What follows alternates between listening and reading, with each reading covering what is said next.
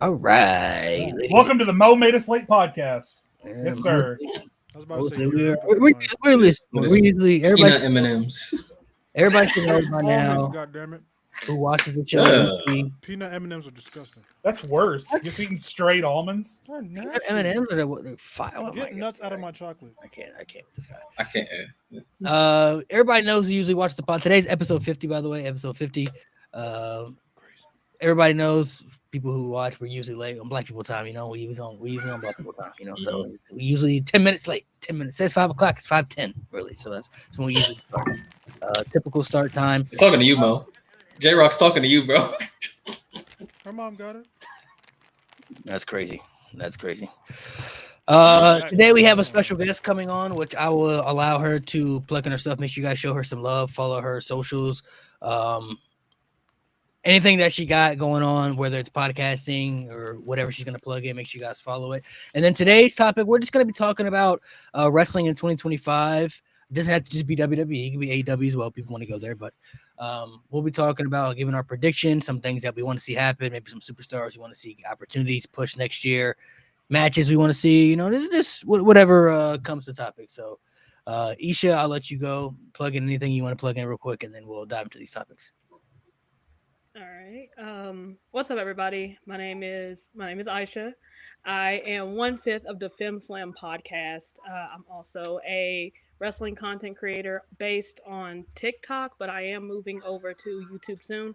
So you can find me at Aisha, not Isha, on TikTok, and then you can find me there also on YouTube as well. All right. First time on the channel, so thank you for coming through. She done. She dropped her socials. Oh, there she is. Yeah. My bad. That was spooky. Connection. What happened there? Sometimes, you know. So today, we'll just dive into some topics, some things about 2025. Overall, I feel like this year was a good year for wrestling. 2024. This and I'm not just talking about WWE. I'm talking about just in general. Just depending on what you watch, whether it's Japan or TNA, AEW, just in general, I feel like 2024 was a pretty good year. I thought this year was honestly better than last year too. I really enjoyed a lot of things that happened throughout this year. What's some of your guys' favorite matches or moments that you saw for this year in particular? Listen, my favorite thing to come out of this year, honestly, is that it's the most surprising thing for me, and that is that Nia Jax has become one of the best wrestlers on the roster. I mean, the things that she does week in and week out, she's revamped her moveset. Everything she does looks like it hurts a lot less than it did. She does great character work nowadays. The story that they're telling with Tiffany Stratton, quite honestly, maybe the second or third best story they're pulling in WWE right now, because we're all waiting for the other shoe to drop. Queen of the Ring, world champion.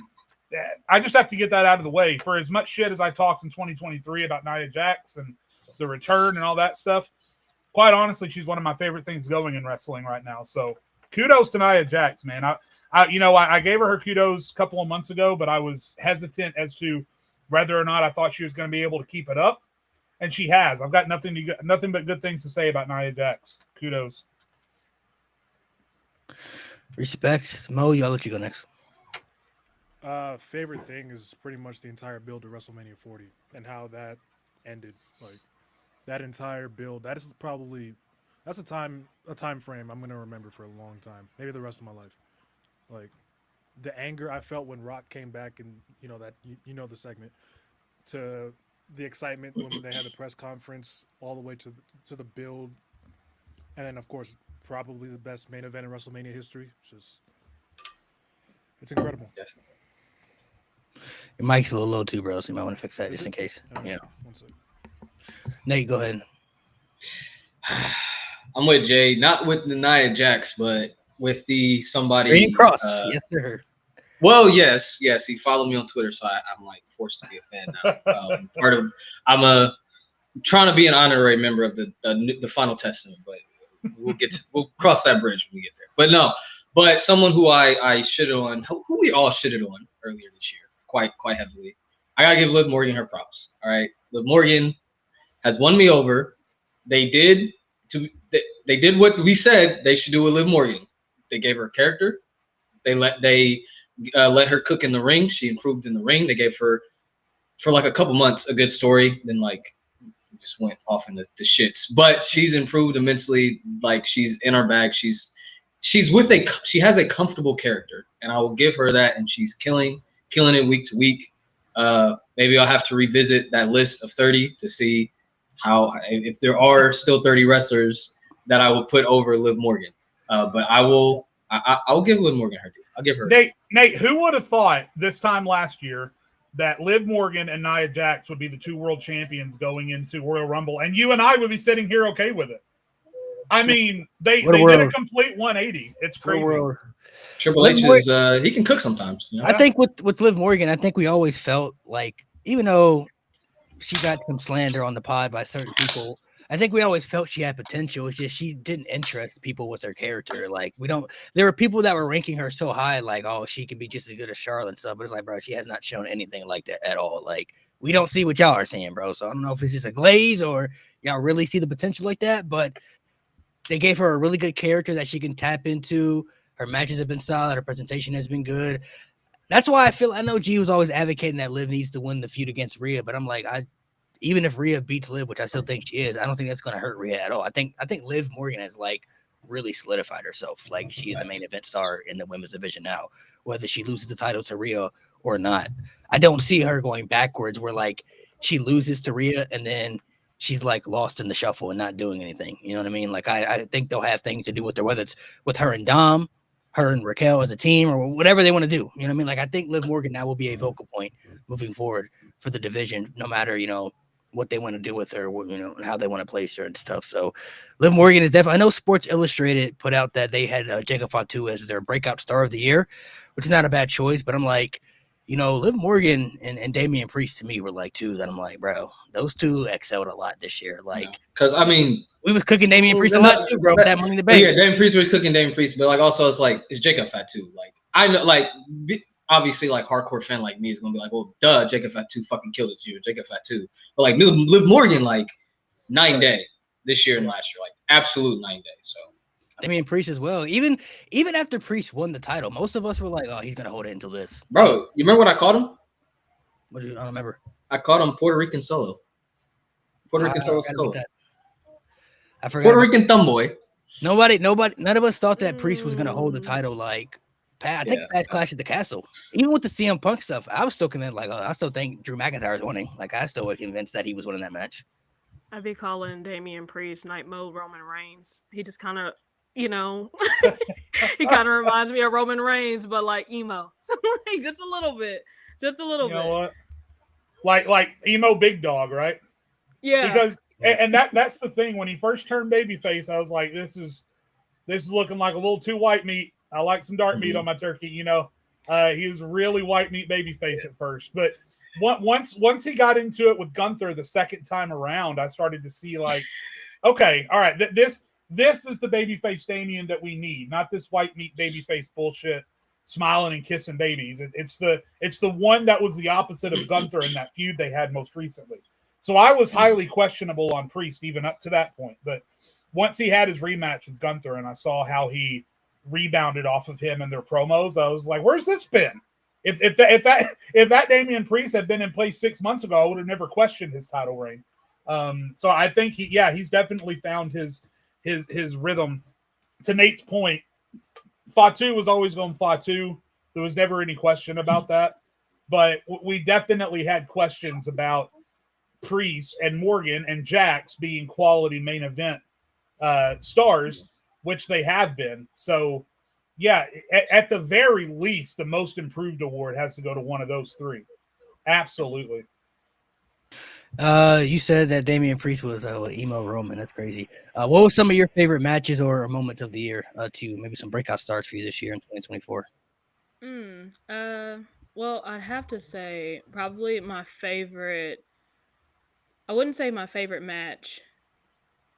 Well, I would say my favorite match would have to be. I'm a bit biased here, but Jey Uso winning the IC championship. That one was one of the.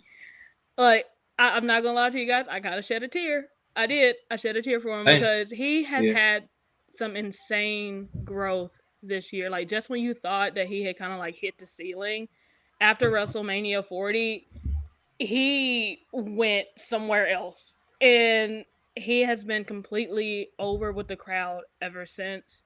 He's been selling merch like crazy. He got the crowd yeeting with him. They let him come out just for the pops. Like, you know, after what was it? Crown Jewel? That whole 9 minutes, you would have thought that man was, you know, K-Dot with the way he was out there. It was great. So I have to give, you know, I have to give my props to Jey for Put on the how he's sleeve. been handling all of it. You know what I'm saying?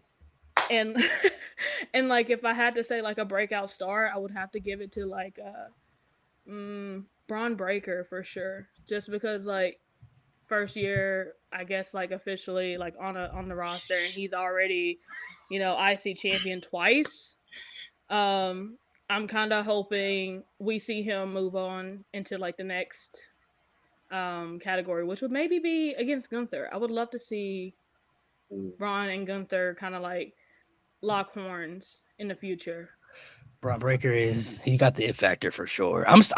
I'm still hoping that they have him retire Goldberg. That's who I would pick. That's fine. I'm fine with that. That's who I would want to retire Goldberg. I think that would be really good for him. Retire Goldberg and John Cena in the same year? Yes, sir. Because he's bound to move up next year. Like even next year, I mean, I don't know how long he's going to hold the IC title, but I can see him winning a King of the Ring or Money in the Bank if he's in those things. Like I can see it for him. Like we could see Braun Breaker in a spot where he comes out on the Raw after, like whoever is the world champion on the Raw after Mania comes out to the ring to celebrate and gets interrupted by Breaker, and then we just immediately like start the new year with Breaker in that main event spot. I think it's going to be sooner rather than later. Like I said, I don't know what they do with the IC title, but I really don't care. Braun Breaker is probably, not only is Braun Breaker up there for breakout star, he's not most improved because he was already doing great stuff on NXT. He could definitely be up there for breakout star, but Braun Breaker, quite honestly, with his quality of work, could be up there for just like male wrestler of the year in WWE. That dude's been incredible. Nothing but bangers since he came up. That dude is killing it. He's unreal. His athleticism is fucking crazy, bro.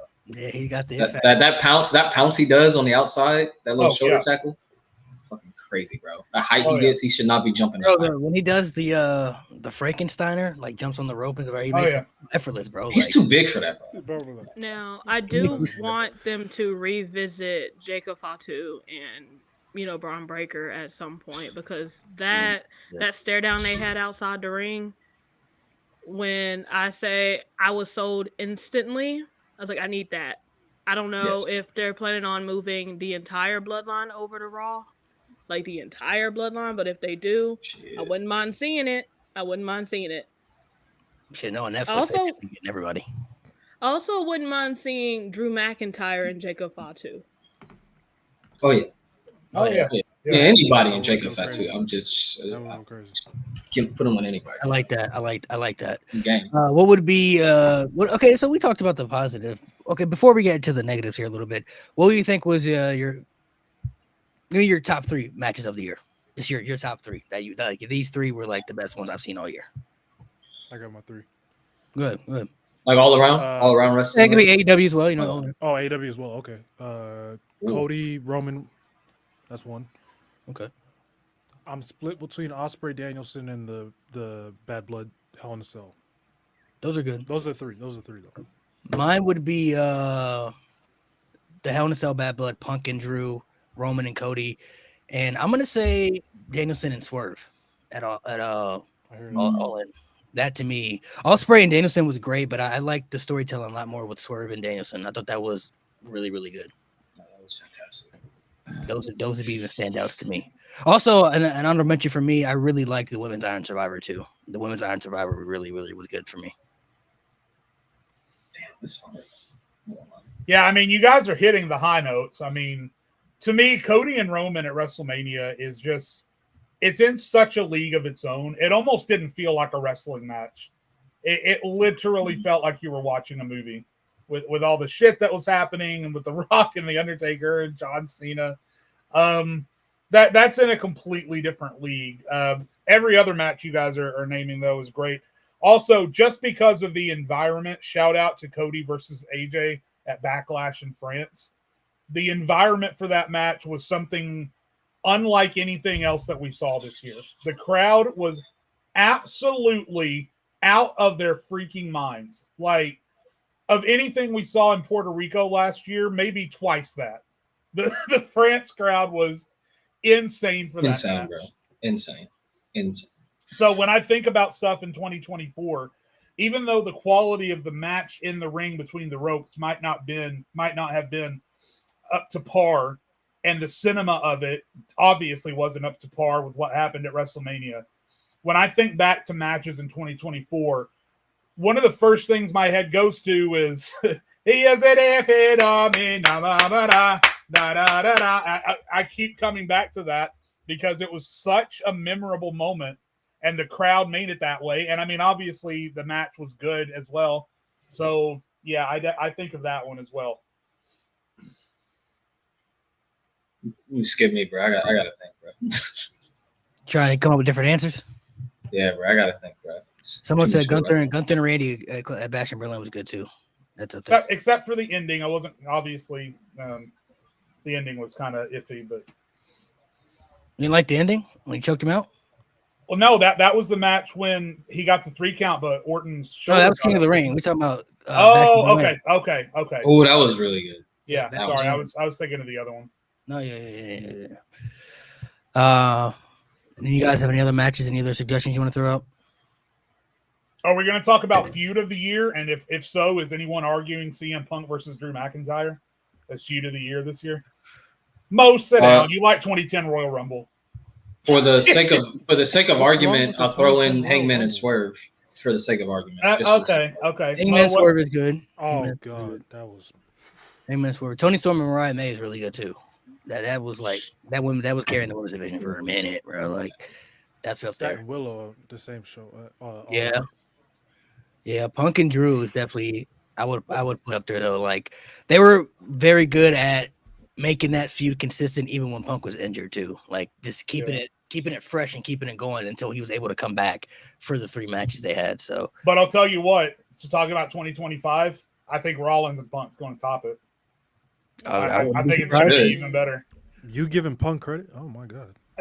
Well, I'm giving Rollins credit more than Punk, but yeah, it's gonna top it for sure. Touche. I wouldn't be surprised. So okay, what are some things this year before we dive into 2024? What are some things this year that maybe disappointed you? Maybe some superstars you thought was going to get the chance, didn't get the chance, matches that disappointed. Maybe just something that you was hoping that was going to happen this year that was just so disappointing. I would say for me, probably off the top of my head, I was really not happy with the run that Bayley had as champion. Like the lead up was good. I love the storyline they had leading into WrestleMania and everything. I didn't even like that, to be honest. I thought it was good. I thought it was cool for what they did. I thought they could have done a lot better. Fuck The Rock, that's why. They definitely could have done a lot better. But I thought it was good for what they did. The match I thought at WrestleMania was really good as well.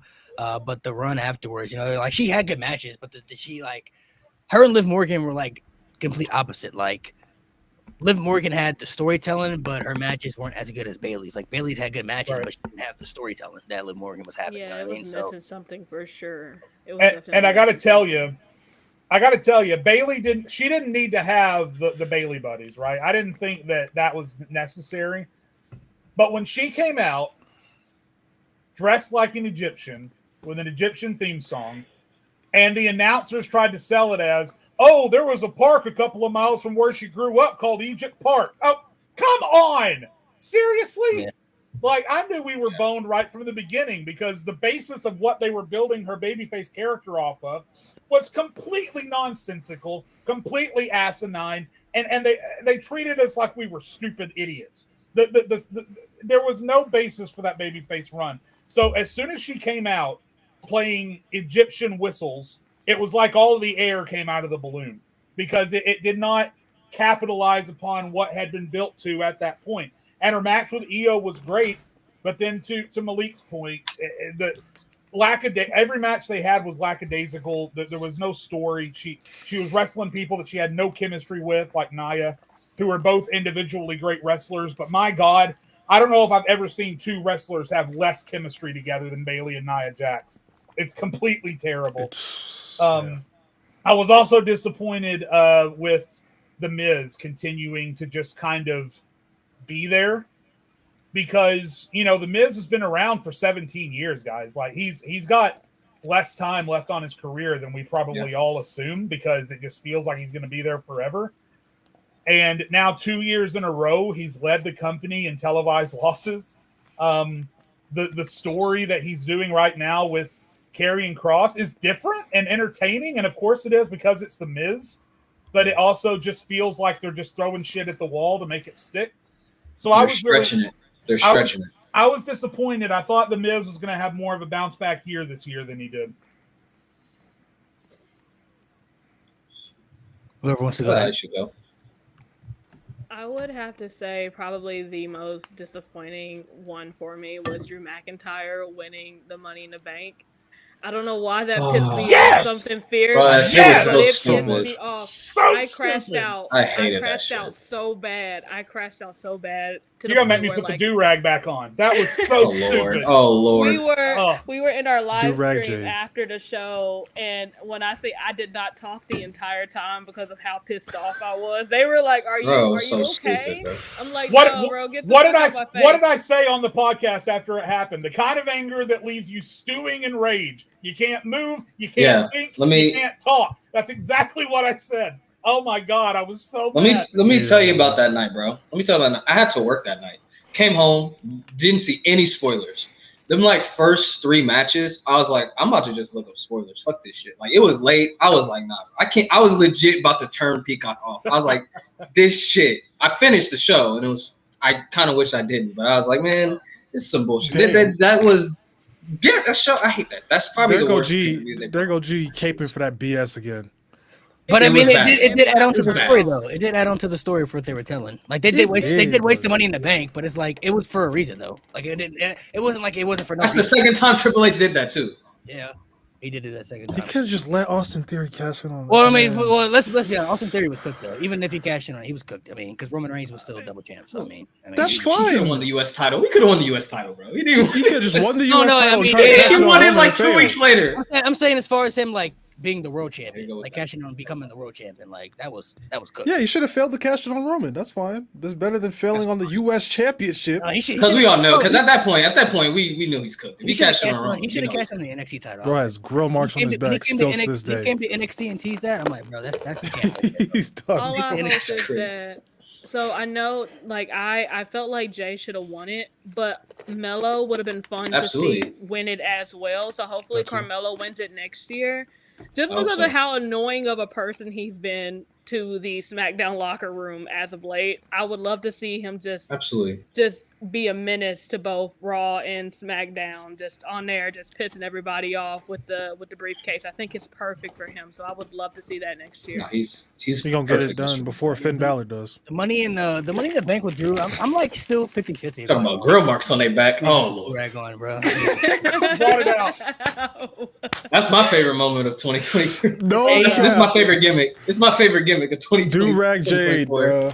We brought it out. Wait, did Jade tie it on right too? Yeah, he tied it on right. He knows how to tie it on. You got that shit on, bro. He got it a little bit differently, but the Money in the Bank was like 50-50 for me because it was like, yeah, they wasted the Money in the Bank. They could have gave it to somebody else, but like it added for the story they were telling. So like, okay, I mean, he gets screwed again. I get it, but it's like did it like 3 times, like, bro. Yeah, like it added more onto the story of the frustration. Because at that point, I think we all felt like, because he already got screwed in Scotland and he'd been screwed many times before, but like that's the apex. At that point, when he got screwed with the Money in the Bank, I think all of us were like, nah, he got to go crazy at this point. Like, no way, he cannot lose his mind at this point. What did Lewis say? He said he had to open up the show with Drew McIntyre, screen his fucking sword around the locker room. Yeah, bro. Like at that stage, it's like at that stage, I think we all start even though Drew was the bad guy, and he did bring it upon himself after what he did to Punk at WrestleMania and stuff. I think at that point, even us start to feel bad. Like, damn, that's crazy. Like, you screwed again though. Like, it's one thing is you screwed in your hometown, but you couldn't even successfully cash in the Money in the Bank though. Like, that's crazy. That's why this faction that they're cooking up with Rollins, Owens, and McIntyre is about to cook, bro. Because they are all maybe the 3 most justified heels in the history of wrestling. They are the three most justified heels in the history of professional wrestling. Everything they say is true, and they get booed because they're talking to Rhodes and Punk and whoever. If they do a faction based on those three feeling, and throw the New Day in there too, because the New Day are justifiably upset. Yeah, they're right. They're right. Yeah, they are right. Yeah. Throw the New Day in there too. I love a justified heel, and we have 4 of them right now. Oh my Am I God. bugging or was that? No, I was like, am I that high? What's going on? That mic went a little high. Mike turned heel, bro. I'm gonna say this though. You know what? I've thought really hard about this because a lot of y'all have said that Kevin Owens should be the one to beat Cody Rhodes, right, for the championship, which is not a bad option. But now that the brand split doesn't really matter anymore, they kind of made that clear. We got this portal where you can go anywhere. I don't think Kevin Owens should be the one. I wholeheartedly now think, and I don't know if it'll happen, but I would wholeheartedly love to see Drew McIntyre be the one to beat Cody Rhodes at this. That'd be fine too. That's fine. Drew McIntyre, as long as he gets away from my glorious bloodline, I'm okay with that. As long as he gets away from my glorious bloodline, I'm okay with that. Drew McIntyre is still owed a world championship run in front of the audience that he hasn't got yet. He really is. He's had so many people in the last 4 pushing years. 40, bro. Come on. And it's not even the age thing, but if you look at the last 4 years, like 2020 was going to be his year, and it was his year. Breakout star, like that was his year. But then after he lost the championship to Miz when he cashed in and Lashley with it, ever since then he's had to put so many other champions over, with Bobby Lashley, Big E, Seth Rollins, Roman Reigns, you know, like all these other champions over to help propel them up to make their title reigns better. Gunther and like all these people that he's had to put over in that time frame. And with the character development that Drew's had this year, he's had so many justifiable points. And he's already beaten Cody Rhodes too. He's one of the very few people that already pinned Cody, you know, since he come back to WWE and everything. And with the story that he's been telling with the crash out, like Cody's like in the centerpiece of that too, like the bloodline and all that stuff. But like Cody Rhodes still has a spot that Drew still probably wants, you know, deep down. And like I said, since the draft doesn't really matter anymore, we got this portal going around. Let Cody Rhodes get past WrestleMania as champion, because more than likely, I still think he's probably going to be involved something with Rock and Roman at WrestleMania. And after WrestleMania, if they have another Clash at the Castle or whatever, like Drew McIntyre beating Cody Rhodes would be maybe the most justifiable heel championship win that we've had maybe in a long time. Where it's like, okay, I'm cool with that. Let me say 2 things. Number one, I completely agree with you, because if you guys, by the way, if you guys think back to that podcast we did, where we did what we think should happen at Mania and what we think will happen at Mania, and then how we would book it, I booked a bunch of stuff, and you guys kept fucking trolling me. Oh, Jay doesn't care about the brand split. And I told you at that time, neither does WWE. I would just like to point out that it's come to fruition. That's number one. Number two, if you go back and look at the results of that podcast, I said what I would do is Owens versus Cody, but also what I said WWE should do based on the story, because Malik is 100% right, and I said this on that episode, Drew McIntyre versus Cody Rhodes, I think, is the story that makes the most sense, instead of shoehorning anything in with Punk or doing The Rock or whatever, who just needs to fight Roman and leave everybody else alone. Yeah, absolutely, Drew McIntyre versus Cody. Yeah, for sure. If that's the case, because it's quite obvious that whatever Punk's favor has something to do with Roman. I wouldn't or the mind main seeing. Event. Yeah, but there was an interview not too long ago where Punk was like, "If you want a main event, you look at Roman," right. And so this is what I think could possibly happen, especially with the way Gunther's been moving lately. If Roman ends up taking the title off of Gunther, and then Punk pulls up, and, you know, he's like, "Hey, remember that favor? I want, you know, my main event at WrestleMania, but I also want that title." Because we kind of know that eventually he's going to get to that title. They've already kind of like planted seeds for that. I wouldn't mind seeing it go about that way. But we could also see Rollins somehow get in the mix of that as well. And there's a segment that happened between the Shield a couple years back with Punk, where Punk was like, I want to fight, you know, I want to see who's the strongest of the Shield is. And Dean was the first one, John was the first one to speak up. And Punk was like, "I've already beat you, bro. Move." And and so he went this. on to Roman, and he was like, "What about you, pretty boy?" And Roman turned around and was like, "I got it, but like." Seth jumped in and was like, "Hey, you want to fight the best? You're looking at him." And then there was that issue that happened between Roman and Rollins in the ring where they were kind of like arguing about, "Oh, who's the best? I'm the best. I got this. I can do this." So I definitely feel like they could do a callback to that if they wanted to go that route of having a triple threat World Heavyweight Championship match at WrestleMania between Punk, Roman, and Rollins.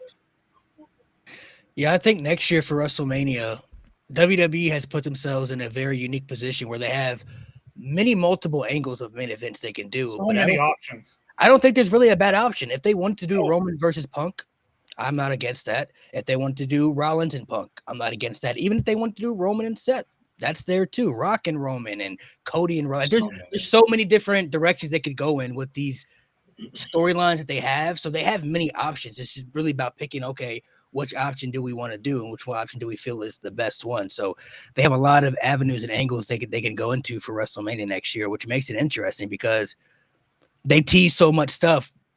I think people legit really don't know. None of us really know what's going to happen. Like they tease so much stuff.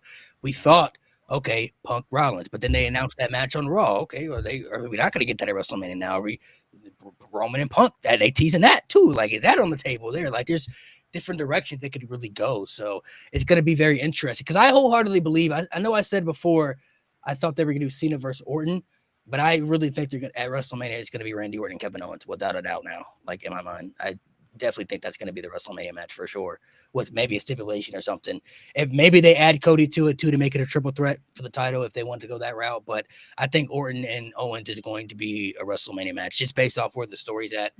Orton's eventually going to come back, of course, and he's going to want his revenge and all that stuff. And I could see that stretching out that far. So more than likely, I think that's going to be a WrestleMania match, which opens up a lot more directions they could possibly go in. So could you possibly see, Malik, maybe Randy and Jey Uso, since there's kind of that whole situation where people from the past that have been like victims of the bloodline have kind of started to spin the block. When it was after WarGames, Jay told Randy that he was done with the bloodline, and Randy told him as long as he does not get involved with the bloodline, they're cool. He's back. Yeah, I remember that. Bloodline. Maybe they could go in a direction like that because Jay's now back in the bloodline. So he's kind of that'd be big for Jay, by the way. I mean, I don't know how realistic that is, but it would be huge for Jay. Yeah, because now Tonga Loa is injured, so that match at WrestleMania, I'm assuming, is off the table if they were going to do GOD versus. So he's got a torn tricep, so he could be out for a minute. You know what I mean? So that was 6-8 weeks. They still have. Was it? Oh, I don't know. Even if he's not back, though, they still have Motor City Machine Guns versus the Usos, which is another dream tag team match they could still pull out. So there's still room to win for dream tag team match. New Day versus the Usos. You never know. You got a lot of options. Yeah, they could revisit with the heel turn. Yeah. They got a lot of options. They could revisit that too. I mean, honestly, though, we talking about tag team. I wouldn't be surprised if they gave Jey Uso a singles match, bro. He's at that level now. So if they he should, and to redeem himself from. Yeah, him and Braun can run it back at Mania for all we know for the title. Like for all we know, Jey Uso never. I mean, he got the IC title, but he didn't get to have the run though. I mean, that was like transition, past the torch. He didn't lose it clean. Yeah. So, and we all talking about, I mean, they got to have the trilogy. They've only had 2, and we've all talked about we think Bryan gonna move up. So, I mean, after Mania, Braun can move up to something else, and Jey could have the IC title. So they have many options. I think WWE is in a good position where they have many options about making choices, just about what choice they want to make. I mean, obviously people are gonna have what opinions they want to have as far as they should go in this direction or this direction, but realistically, I don't really think there's a bad choice they have. I mean, the builds are there, the stories are there. Obviously, the match quality is going to be determined, but I mean, as far as the big matches they have so many options on the table with these big matches, man. It really just determines, I think, what direction they really want to go in. Because now I'm kind of changing my thought. Like, I still think they're going to do the triple threat with Rock, Roman, and Cody. I still think they're doing that. But as far as what Punk does, I mean, Punk and Seth, that's still the option. He's also teasing the title for Gunther, and you got Cena coming back too. So it's like there's so many things that could happen, So Yeah, I just can't see, my hate for the man aside, I can't see a situation where Punk isn't main eventing for a world championship. I mean, if he doesn't, this, and again, the first one was because of injury, but if he doesn't, this would now be two straight WrestleManias to start his WWE return where he has not gotten the main event world title match that he wanted 10 years ago. Let's say they do Rock and Roman at WrestleMania, right? You know that's going to be main event for night 2, without a doubt. But if that's the main event for night 2, who does WWE sacrifice not putting in the main event, Cody or Punk? Because they both can't be there unless they're going to fight each other, right? And we had some people predict on our pod that Punk versus Cody. I think Punk versus Cody makes a lot of sense when you start throwing in. I do too. Both of their histories with leaving WWE and then coming back. There's obviously let's say they don't have. Let's say they're not fighting each other. Let's say they go in different directions. What if Cody's facing Randy? I think if given the choice or the force of a choice between the two, I think they give it to Punk. Cody's had 3 straight Mania main events, if you include night 1 and night 2 this past year. So he's had 3 straight Mania main events. I think you gotta think, right? You gotta think that part of that contract that they worked on all the way up until the last second of Survivor Series last year was, I'm getting the main event at WrestleMania that I wanted. You got to think that's the thing. So, and Punk's not getting any younger. Again, my trolling aside, Punk's not getting any younger. So they got to pull the trigger at some point. Fair point. I feel like, I see a scenario for me where I just feel like Roman, Cody, and Punk, I feel like they're all going to be in the main event. I think Cody's their guy right now. I don't see him not being in the main event because of what they've done with him all year. The people that he's beaten, his presentation, like they're pretty much telling him he's our guy. Roman is still going to be Roman. Rock, obviously, if he's a part of Mania, he's not going to wrestle unless it's the main event because he's The Rock. And then, like you said, Punk is owed that main event. We know he was going to get it this year. Got injured, didn't happen. So that's why I feel like they're going to put a triple threat together or something. If they do Cody, Rock, and Roman, that solves a lot of issues. That's a main event spot. And then they can put Punk in the main event with Seth or whoever they want to put him in the main event with right there. You know what I mean? So, but it makes it interesting as far as what kind of options they go for, because there's only a main event spot for night 1 and 2. So I just feel like, when you look at all the stars they have, you just know certain people are going to be in certain spots. You know what I mean? And Roman's a main eventer. He's going to be in the main event. If The Rock shows up, he's going to be in the main event. Cody Rhodes, I feel like he's going to be in the main event. He's that guy now. And like you said, Punk, he's owed that spot. He's been wanting that spot. I mean, when are they going to, if they don't do it next year, they're going to do it, the year after, but like say he's not getting younger. So it's like, when they're going to pull the trigger for it. So I don't know what direction they're going. I'll also tell you one thing that I'm excited about. First of all, somebody remind me, 2022. Okay, never mind. I'll finish my point and then say what I was going to say. For the first time in, I think, 6 years, I think I'm actually fully looking forward to the Royal Rumble because everyone knew in 2019 it was going to be Rollins. Everyone knew in 2020 it was going to be McIntyre. Everyone knew in 2021 it was going to be Edge. 2022 was a little iffy, but that Royal Rumble ended up sucking. Trust me, I was there live. I know it did. And then obviously everyone knew Cody was going to win in 23. And then I personally, even though everyone told me it was going to be Punk this past year, I personally knew it was going to be Cody in 24. So this is the first time. So did I. I was one of the few people. Right. No, I'm just saying, there's a lot of voices telling me that I was crazy and that it was going to be Punk. But I personally firmly believe that it was going to be Cody. Anyway, my point is, this is the first time in 6 years for me personally that the Royal Rumble feels like it's completely up in the air. I have no idea who's going to win the Royal Rumble. My gut says Punk, but because of all the directions they could go and because they're hiding The Rock from us and we never know when The Rock's going to pop back up, Roman's always a threat to take that second Royal Rumble. I mean, there's so many directions they can go. I don't even think they're going to let them have it. I'll be very surprised if they do. I think Roman is my pick. I think Roman's getting it next year. I would not be surprised. Roman is my pick. Either. We also got to throw. I mean, we got to throw Cena on the table too, just based off of the retirement stuff. I mean, Cena's got to be an option that people are discussing. At least WWE's getting. And he'd be a 3-time. He'd be a 3-time too. He'd be up there with Stone Cold. They got to be thinking about Cena for sure. Roman still hasn't taken accountability for all of the things that he's done. So he has hella ops on both Raw and SmackDown. So I feel like the moment he gets in that ring, they're gonna get his ass out of there like his name is the Big Show. Like it's not gonna be pretty. It's Prediction. not gonna Stomp be all pretty. over him. I can They see a gonna scenario beat like his that ass, too. bro. I can see a scenario. I feel like Punk. Imagine if it's Seth, KO, and Drew in the ring, and just them, and then Roman comes out. Yeah, that'd be fire. They I gonna think beat we the got to talk dog about Drew shit. McIntyre too. If we're talking about Drew getting that title shot, I mean, Drew could be a sleeper too to win that Rumble again. I mean, Drew Yeah. could be a sleeper to get that Rumble Yeah. back. So I mean, I feel If The like Rock is in there, I feel like whoever wins to The me, Rock could win whoever, too. unless it's CM Punk, I feel like whoever wins the men's Rumble is going to be somebody that's already won it before. The only other person that would never win the Rumble that hasn't won it yet would be CM Punk. If it's not going to be CM Punk, I think it's going to be Roman Reigns. It's going to be John Cena, Drew McIntyre, possibly. Mhm.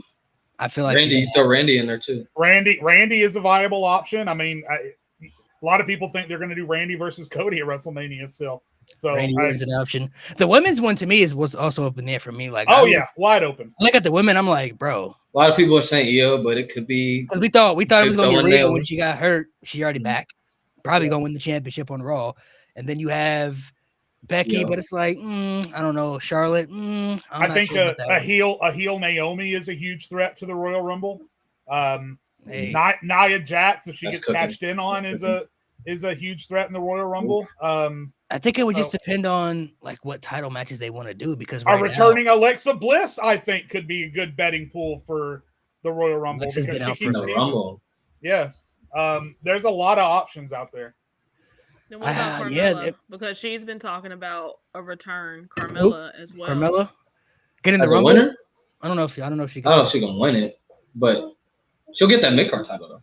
And there's always Rhea Ripley too. Always. That depends what happens on Raw though. Yeah. They're also if she loses that match on Lee. Raw. AJ Lee, a lot of AJ Lee would be crazy. AJ Lee would be crazy. AJ Lee would be so left field. But I'd be here for it. AJ did say that if she was to return, it will not be for a one and done. It's going to be something she's going to be doing for a while. So if she was to win it, I wouldn't mind seeing her carry a championship. Yeah, her against Rhea would eat. No, her against Rhea would be crazy. That would be crazy. I guess it would just depend on what title matches they want to do. You know what I mean? Because like Tiffany has the Money in the Bank. We don't know how long she's going to hold it. I would prefer her to cash in before WrestleMania so she can walk in the champion as WrestleMania. But if she cashes in on Nia, I could see them using that story. But then again, it's like I really would love to see Tiffany versus Charlotte though. Like I'll say they could just go that route. Just go. Like I would really love to see that match. Charlotte comes back. Like even though Charlotte Flair always in the title, even though she always in the title picture, that's one match. I'm like, all right, y'all got me. I'm for this. You know what I'm saying? Like, do we see Jade and Charlotte happening? I know Triple H kind of teased it when he was, parading Jade around in the beginning. I can see it. And we haven't seen Charlotte in a while. And, some people are trying to figure out who took her out. And some people are saying Charlotte. It doesn't make sense to me for Charlotte to be the one to take her out. But some people are saying Naomi. I think it's Naomi, bro. Low key. No, I'm gonna have to go with. Because every time someone walks up and says something. Every time someone walks up and says something about Jade, Naomi always gives this kind of look away, scratch the back of her head type thing. It's great storytelling. It really is. I think it's Naomi, bro. I think it's Naomi. Real talk. Because now she got the tag titles and stuff. Like, I've always wanted to heel Naomi too for a minute. She said she got caught. That's why. Yeah, I've always wanted to see the heel Naomi for a minute because when they were talking about like putting her in the Bloodline story, like back in like 2022 when it was like at the crazy peak and stuff. I'm like, if she's gonna come back, she can't do the glow stuff though. She got to come back like. Remember when she was on Team Bad and she had like that sweat? Like that's what I'm like. That Naomi, you feel me? Like she got to come back like ruthless. You know what I mean? And I feel like at this stage, if she's really gonna get that push in WWE, it's gonna be as a heel. I don't think they're gonna do it with the glow babyface gimmick because they showed no interest that they have any potential in pushing her the way she was presented in TNA when she was Trinity. You know what I mean? So I feel like if she turns into that heel, that adds a lot of different layers for her character development that we haven't seen for so long from her. You know what I mean? And her and Bianca, like oh my God, the match she could have as a heel with a lot of talent, like her and Bianca and Jade and Bailey and Tiffany. Like this just because Tiffany gonna turn babyface after she cash in, they're gonna turn her into a babyface. So the matches Naomi can have as a heel, I mean, there's a lot of people, man. A lot of people she could. Here's a good question. And by the way, I love that we even get to have this conversation. Because like I said, we've done Royal Rumble previews for 2 or 3 years now. I don't even know how long we've been around now. We've done a few Royal Rumble previews, and we've never had this much excitement in it. It's always like, you know, we're all picking the same one or two guys because it's been so predictable, and now finally it's unpredictable. Here's a question for 2025 though, because my answer to this involves the Royal Rumble. I'm just going to throw it out there. What's the one thing that you guys think maybe could or should happen in wrestling this year that would just throw the wrestling world into complete chaos? Mine is Logan Paul winning the Royal Rumble. Ooh. That would throw everything into chaos. You upside down, dog. I'd be here for it. I'm here for it.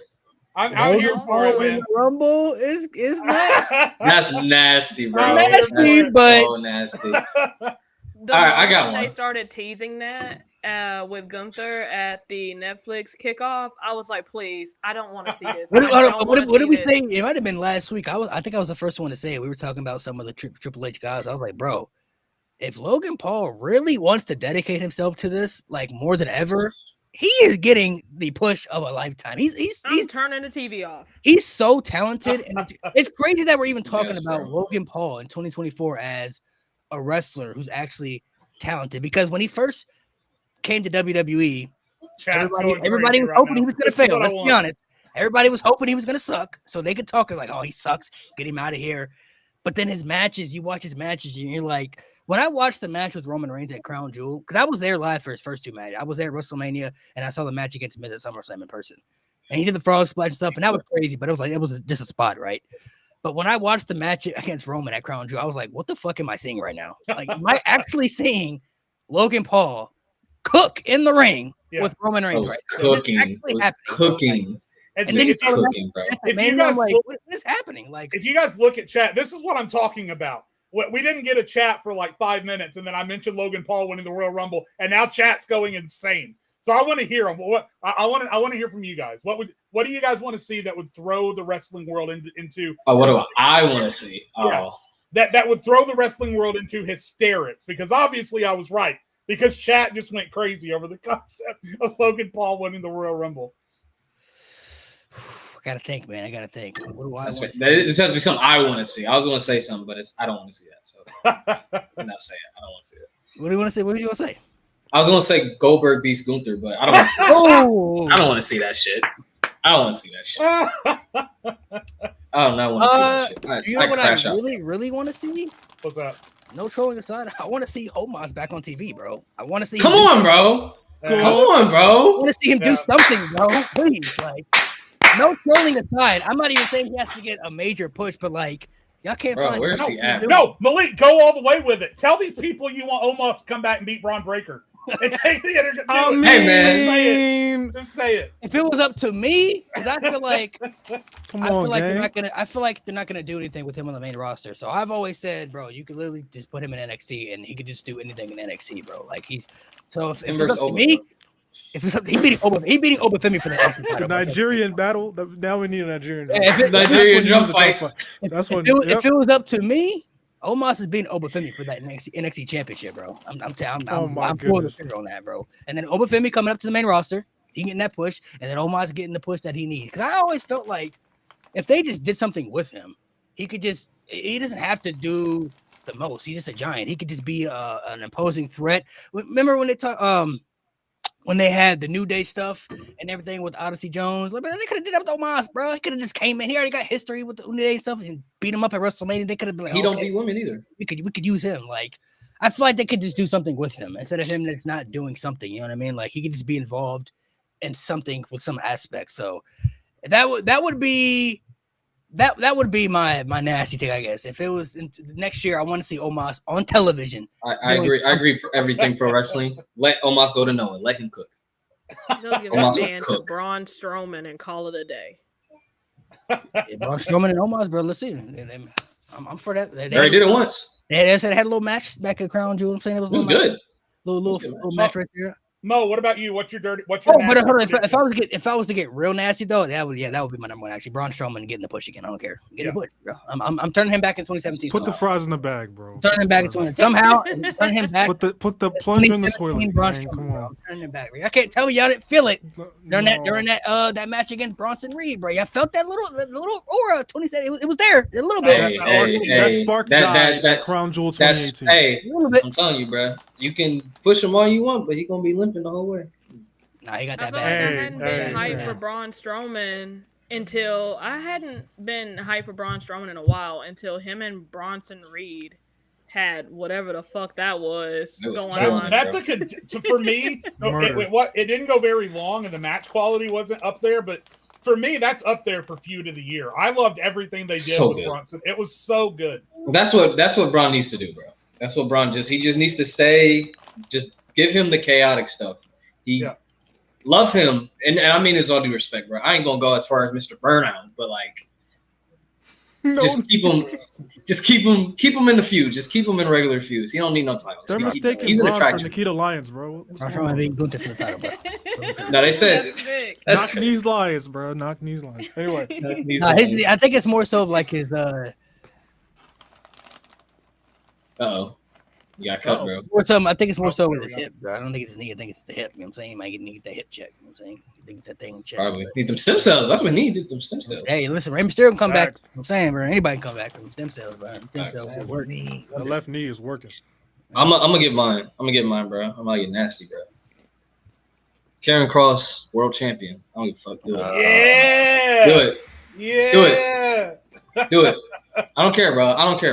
Do it. World champion, though. World champion, bro. He can beat Cody. He can't beat Gunther. Beat Cody. He can beat Cody. Don't beat Gunther. He can beat the guy who beats Gunther, but he can't. Cody. Cody. I heard Kobe. I was like, the fuck are you talking about? I don't know about that. That's up there with the G-Finn Balor take. I'm not gonna lie to you. Let me see Roman and Karrion Kross. Roman and Karrion Kross officially. Let's see that. That better be. Remember when they teased that 2 years ago?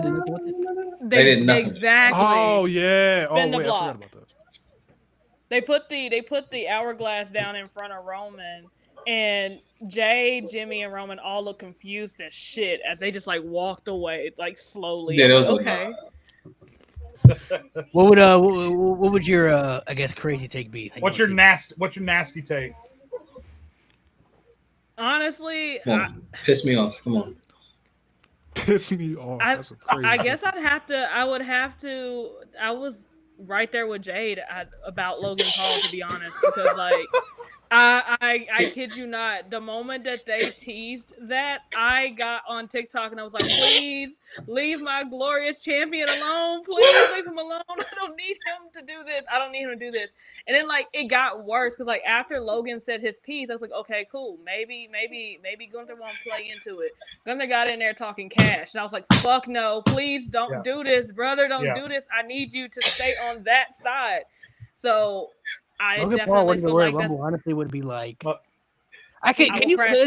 Let's just fathom that for like can you just picture the people reacting in your mind right now? How the world is going to feel. I know. Logan Paul is pointing at the WrestleMania side. I know. No. I know. I would love it. No. I love it. The more I think about it, inject it right into my veins. I'm gonna see so many people on Twitter calling that man triple nose because he did the wrong thing. I want to watch the world burn. Triple nose is crazy. Triple nose is. I heard triple fraud, but triple noses. But then who would he face though? Because he's already faced Cody. So Logan Paul's gonna face Gunther. Gonna challenge Gunther for the title. Listen, he can lose. Have Logan Paul beat. Can you imagine they had Logan Paul beat? Okay. All right. Not my glorious king. Not my glorious king. What the fuck? Not my glorious king. Chill. No. I'm my glorious king of the ring. I don't know what moment would be more sickening for the fans. The fact that he won the Rumble or beat Gunther for the title at Mania. I don't know what. Beating Gunther is a crime against professional wrestling. He can win the Rumble. I'm fine with that. Beating the best professional wrestler alive right now is a crime against humanity. I'm not doing the show. I feel like that would be the equivalent. That'll be the equivalent of Brock Lesnar pinning the Undertaker and beating, and beating. That's even worse. It's just worse. It's worse. It's not even equivalent. That's probably nah, man. That's just ass and ass. God damn. No comparison. Good lord. I don't know, bro. Logan Paul beat it. The day my love for the sport died. Malik, tell me I don't have you a little bit peaked. Yo, tell me you're not peaked. Chill. I mean, I'm see that. Chill. Suddenly this shit is not real to me. Suddenly this shit is not real to me. That's diabolical. Nate and Mo are watching chat. They're not paying attention to anything that's going on. They're just no, we're listening, but someone said something. Wow, someone says something. That's foul. We can't say that. We can't. That's foul. That's foul. Chat's going crazy with the comments. You know, people get distracted. No, they're fun. No, chat's killing me today. Someone said Braun Strowman, Nikita Lyons, and Cora Jade is Nia Jax. Braun Strowman, he ain't had the knee surgery yet, so we can't put him in there. He does run like a stick figure, though. He does. He runs kind of like this. You need them slingshots. Somebody said Xavier Woods getting a singles title run next year. Hell yeah! Yeah, see let's go. That wouldn't make the world burn. That's just needed. That makes me happy. Yeah. That part. Yeah. I feel like Logan Paul winning the Rumble, man. Honestly, that's kind of why do you keep saying it? Why? No, that'd be nice. Kind of like it. We can go there and then stop. We go there and stop. Why? He's good. He's good, but. No. Royal Rumble Day. They want to make it. He need to be. Hey, I want that in the Rumble. I want that to go on TikTok because I want to see the response. Just for that, bro. Just for that, I hope he's like final two. I hope it's like him and whoever. You know what's even better? He's not even in the match. He takes somebody's spot, comes out. Yeah. No, you know what's number 30 great? takes him out. Hey, no. Now I'm about to book this Royal Rumble. It's gonna piss everybody off. Let's do Logan Paul takes out who does everybody just LA Knight. He has history with him. He takes out LA Knight for taking his title. And no. Hear me out. It's him and Randy Orton in the final two. Then all of a sudden you hear, if you smell with The Rock. No. He comes out, Rock tosses Randy out, so your final two are Logan Paul and The Rock. And The Rock tosses Logan Paul over the top rope. But even worse, imagine if like it's Rock and Logan Paul, and then like Roman comes out and throws The Rock over or something like that, so he can't win the Rumble. And then Logan Paul's like, I'm high as I won the Rumble. I didn't even have to do it. I didn't even have to toss anybody out. I'm going to. I want a shot of that stunned crowd with that music going, hey, yo! You niggas are unserious. Yes. Might need that to happen, Mo. Might need it to happen. No. I think it's good for us to see that. No. Hell no. Hey, man, Triple H, I know you're taking notes. I know you're watching, bro. Watch the world burn. Triple H is laughing his ass off. Y'all are burning the kitchen right now. Stop cooking. Please. Y'all want to put stream reactors on the front of your shows? Put that shit at the front of your show. Logan Paul for the Royal Rumble 2025. I can only. Yes, sir. He's got to be in the Rumble for sure. He's gonna be. He will be. Yes. Who, Rock? He will. Logan Paul. I don't think Rock won't be in it, but I mean. Yeah. He might. I don't want to. They said that Yeet Sleeves pop up last minute. Hey, man. My circulation. Like the crash out me and my friends had at the end of Bad Blood when The Rock's music hit. For no reason. We found out that it was for no reason. Like, please don't piss me off. I can't do it. Lewis threw his phone. That was just a teaser. Honestly, that was just a teaser to just let everybody know he's still involved in the story. That's all that was. Just get him on screen because The Rock's now at a position where not everybody, but The Rock is now at a position where people talk about, we don't want to see this and see that, but as soon as if you smell it, the crowd gonna go crazy every time. Every time. It happens every time. We set it up here. I'll make it good. The Rock could beat Cody Rhodes at WrestleMania. I guarantee you get a pop. I promise you get a pop. I promise you get a pop. The crowd will pop for that. They'll be mad afterwards.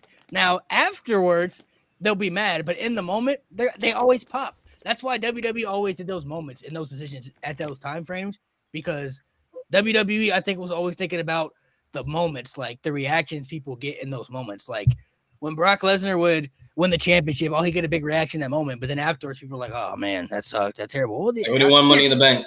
Yeah, y'all cheers for it, bro. That's why they're doing it. And that's why one of the first things, just bringing it back to him, one of the first things Logan Paul said when he became a wrestler was he said, "I'm in the business of making moments." And that's why he's such a good fit with WWE, because you're exactly right. They are much more interested in that clip being replayable for all of their future hype videos than they are what the booking's going to look like after it's over. They want that pop. And so you're right. The Rock going in and winning his first world championship in 12 years in the main event of WrestleMania would astronomically cause a global shifting freaking pop at WrestleMania. Absolutely. It would be a pop, bro. Because social media, because there's gonna be people who don't even watch wrestling, and they see The Rock is WWE. The Rock's WWE champion again. Well, I'm sure I gotta see this. He's the champion again. Well, what's going on here? You know what I mean? Like, it's the nostalgia factor. So that's why they do those things, because I think they want those clips. They want those moments. I think Logan Paul has like the most viral moment for WWE in social media. You know what I mean? Like, it's him. Like, so that they want those type of moments and reactions. You know what I mean? Like, WWE always has to find ways to appeal to the casual fans and appeal to the audience that isn't tuned in. You know, that's why the Rock and Roman match was going to happen this year, because that wasn't for us. That was for the other fans who don't watch, and they see the promotion, the billboards. The Rock is back with Roman. Oh, gotta see this. You know what I'm saying? Like, gotta watch that match. You know, so they always have to make those type of decisions. And you know, they had to pivot this year. They made the right decision this year because the fans spoke up. But I mean, there's gonna come a point where they're gonna have to appeal to the audience again. So it might have to happen this year. So I don't know if it's for Logan Paul, if it's for The Rock or whatever, but there's gonna be a moment when we come back up on the spot and we're like, oh, we're disappointed because we have to sit through something we don't want to sit through, but we understand why they're doing it, because they have to appeal to a certain audience for their marketing and money and all that stuff. Now, I wouldn't mind seeing Logan Paul and John Cena, because I know for a fact John Cena will probably eat that man up, but on the mic for sure, yeah. On the mic for sure, yeah. Definitely humbling his ass. But I wouldn't mind seeing it. I'd be entertained. I'd be invested. I think that could be a Cena WrestleMania match too. I spoke about that before. If it's not Gunther, I could see that being a John Cena WrestleMania match for sure. Because I think Logan Paul, honestly, just based off of his athleticism, what he could do, he can give John Cena one of his best matches that he's had in a long time. Like, just based off of what Logan Paul can do athletically. Like, Cena can call the match and the spots, but he can't really do as much as he was able to do, you know, a couple years ago. But he's still a wrestling pioneer. Like, he still knows how to work. So he can call spots, and Logan Paul can do 90% of the big moves and bumps, stuff like that, and the match could still be great. So, and that may, I don't know, maybe that could be a little bit of a portion of maybe Super Cena coming out for some fans, where it's like Cena's giving them old. That's a match Cena can for sure win. That could be his first. Yeah. That's what he could for sure. I can't wait for Cena to tell that man that the quality of his promos is about as good as the quality of his Lunchables, but that's neither here nor there. Yeah, Logan Paul versus John Cena. I'd buy tickets for Logan Paul versus John Cena. I would definitely. If I was a writer or something, I mean, because I know Logan Paul ain't a wrestling nerd, so I would definitely have to get him. Like, bro, you gonna have to. You better be ready. Bring it on the mic. Yeah, you better bring it on the mic. I'm telling you, bro. He's gonna cut, bro. He's gonna cut deep too. Ask Austin Theory. Dude, anybody like. By the way, if Cena had done this quality of mic work his entire career, the debate on who's the GOAT would be completely out the window. Cena's mic work has been on a complete different level since he went part-time. And he's always been good. Always been good. But ever since he came back in 2021 at Money in the Bank, he's been phenomenal. The best in the company. It's not Hollywood. It's Hollywood. It's like whoever his acting coach is probably who. It's low-key like 2024 because he was cooking.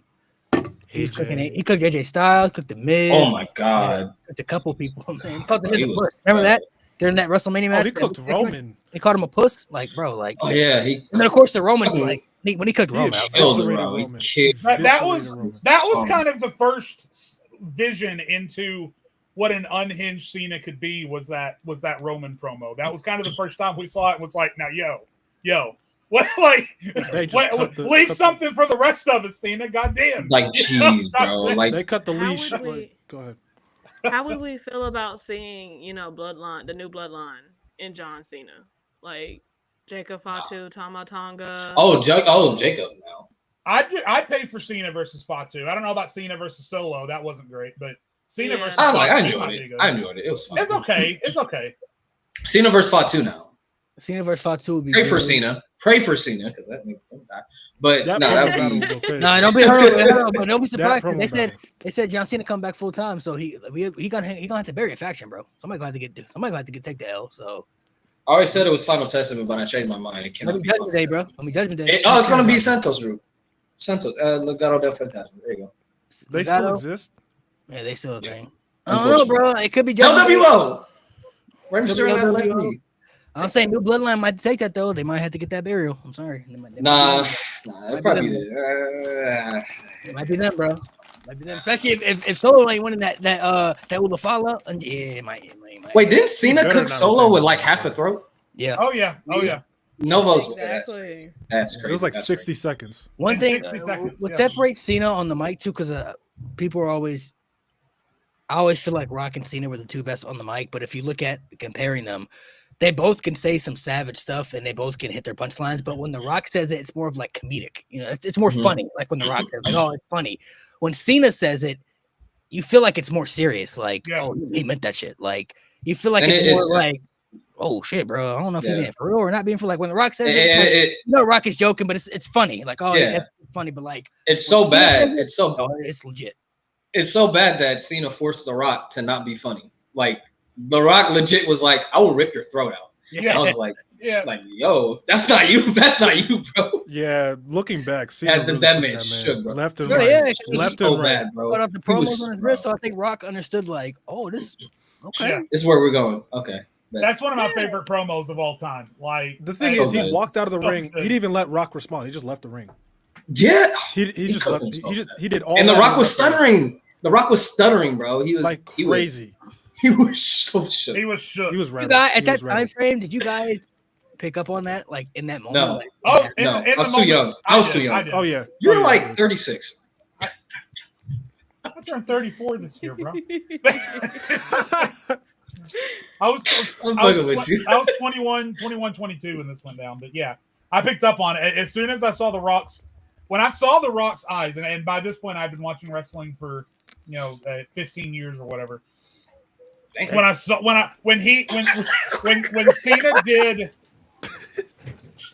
Cena did the line about the promos on the wrist and The Rock stepped in, that look on his face when he stared down Cena in that moment, I had never seen The Rock look like that in my entire life. So I could tell, like, oh shit, this is bad. He's off script. And Cena didn't even flinch. He didn't flinch. He's like, nice tattoo. Nice tattoo. Oh my god. And you know what's crazy? That shows the type of special treatment certain wrestlers can get. Nobody else but John Cena could do that at that time frame. Now, CM Punk would have got punished for that. I mean, like, he would have got punished for that. And CM Punk was a valued top star among the fans, but he would have got punished for that. Cena does it. Vince probably like, oh man. Yeah, can't do anything. Yeah. Dude, that's my guy. Come back and say something else. Punk. Do we see a heel Punk anytime next year? Do you guys have a feeling that we could possibly switch back over to? I think all this hate is going to get to Punk. I think someone's going to break him. I don't know if it's going to be. Well, he's Kevin not really Owens. getting booed though right now though, so it's gonna. I think it depends on who he matches up against because right now he's got Seth, and they're gonna pick Punk over Seth to me. Right. Like, yeah. I do. No, I'm talking about in character. I do think it's interesting when Seth yelled at him, "Who's the bootlicker now?" And we see Punk is in a suit, full suit. Him and Triple H are cool with each other now. Mm-hmm. That was not the Punk we all grew up with. So maybe after this, because it kind of seems like Rollins is trying to get him to reflect on who he was and who he is now. And maybe if Rollins ends up beating Punk, maybe we can see Punk kind of slowly start to revert back into old ways, especially with Heyman at his side, because we don't know how long Heyman is going to be with Roman. Because he might just end up switching up on Roman and going back to Punk, but who knows? Yeah. I mean, Mo is completely wrong about 2010 Royal Rumble being top 5, but one of the things he's right about is that the best thing about that Rumble was CM Punk and the savior of the masses cutting promos in between eliminations. That was phenomenal. If we get a modern day unhinged savior of the masses, CM Punk, I got to tell you, there's very few things that would turn me around and make me a CM Punk fan again. But a modern day unhinged savior of the masses just might do it, because I loved the savior of the masses gimmick. Hey, Luke Gallows is still in WWE. Just saying. I feel like they would need Punk to match up with the. He's hurt. I feel like they would need Punk to match up with the babyface that is like truly The fries in the bread. beloved right now. Like truly, like the fans are like LA Knight. like LA or Jey Uso or Cody, like somebody like that. But A Braun Breaker, maybe. at the same level as Punk, though. Like it obviously has to be somebody on that level, because Punk matching up against Cena was great, but the people had already made up their minds how they felt about Cena at that time. You either really liked Cena at the time or you really didn't. There was no in between. So the people had already made up their minds about John Cena, and Punk was just the alternative of what they wanted, as their top guy. But you put Punk against somebody like super beloved babyface, like for the little kids and everything, and Punk just turns on them and just completely destroys them. Like, I could see a scenario where that would be a very good scenario to turn Punk heel, because Punk right now as a babyface is working very good because he's back in WWE, but eventually I definitely want to see him tap into that heel persona, Well, then if that's the case, I wouldn't mind seeing Punk and Cody. I wouldn't mind it, because I feel like Punk and Cody would kind of be on the same level as, I don't know if y'all remember that one promo where Punk was talking to Cena. He was like, "You have become all that you hate. You've become the New York Yankees," or something like that.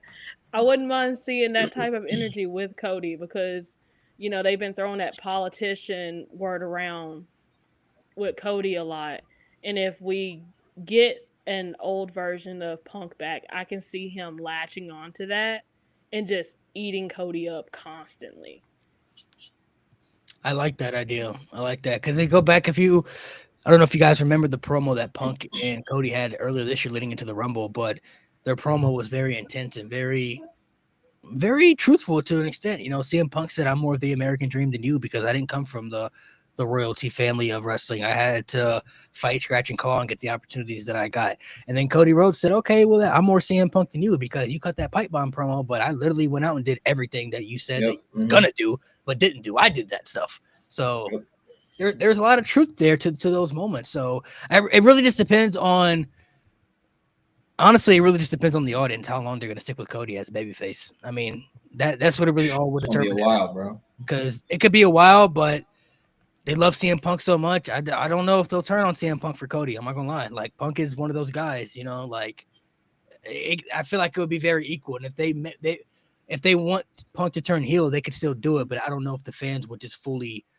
reject Punk over Cody because they love Punk so much. You know what I mean? Like, they really didn't even want to do it when he turned on The Rock and Cena, all that stuff. You know what I mean? Like, I know I didn't. I was like, I don't want Punk to be a heel. Like, right now, like, it turned out to work really good for him, but it's like, you really did. I feel like I didn't really want to hate him. You know what I mean?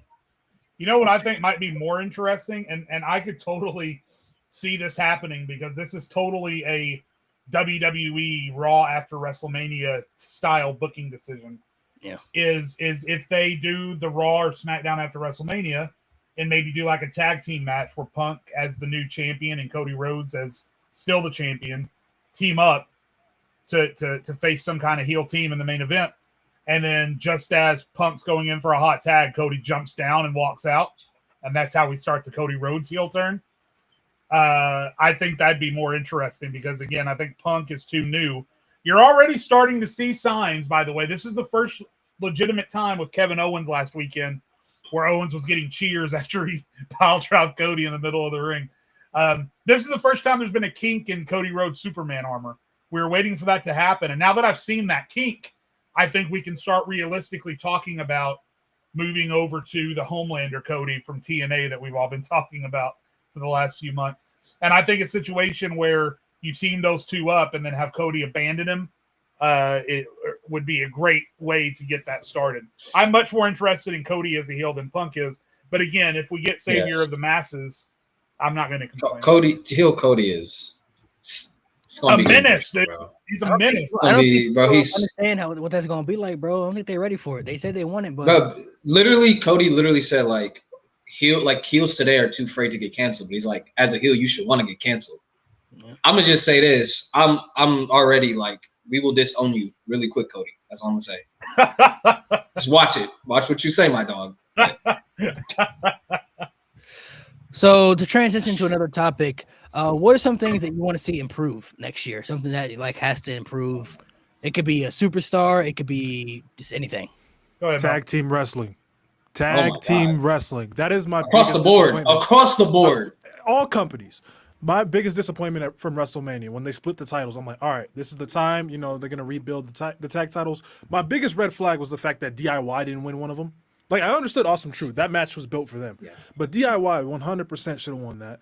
And, bro, the fact that the tag titles haven't even been defended on a PLE, not even were they at SummerSlam? Crazy. No. Nope. They weren't even Nope. defended at All singles SummerSlam. matches. All singles matches. It's just like, bro, y'all got Women's tag to team tighten titles up. got more shine, but looking back, I'm okay with it because they really needed it. Honestly, I mean the women's tag team titles were so good, and if you're gonna put on Jade and Bianca, And they're still kind of. they got to be featured. And they was having good matches. They was featured on the PLEs and stuff, so they got their opportunities. But tag team wrestling, I would definitely agree for WWE in general because Nathan Frazier and so many Axiom, good bro, teams, bro. all year, bro, have been putting on great matches. Oh my God. They're That's so the good. best tag team in the world right now. Bro, they're so good as a team, bro. Like, I'm going to pitch something. honestly, I wasn't really into it at first when they first. I was like, I guess, but like, Yeah. Yeah. Nah, they're. And once I'm they gonna say feud, something real bro. quick. if y'all don't watch NXT for the chat, if you are unfamiliar with NXT, you don't watch it, bro. Axiom Nathan is Frazier like and Axiom, bro. You need to such watch their match. tag They're teams, bro. They have really good matches. They're incredible. They're Y'all incredible. think the tag titles should be unified again? No, no. too much No. talent for that. Too much talent for that. No.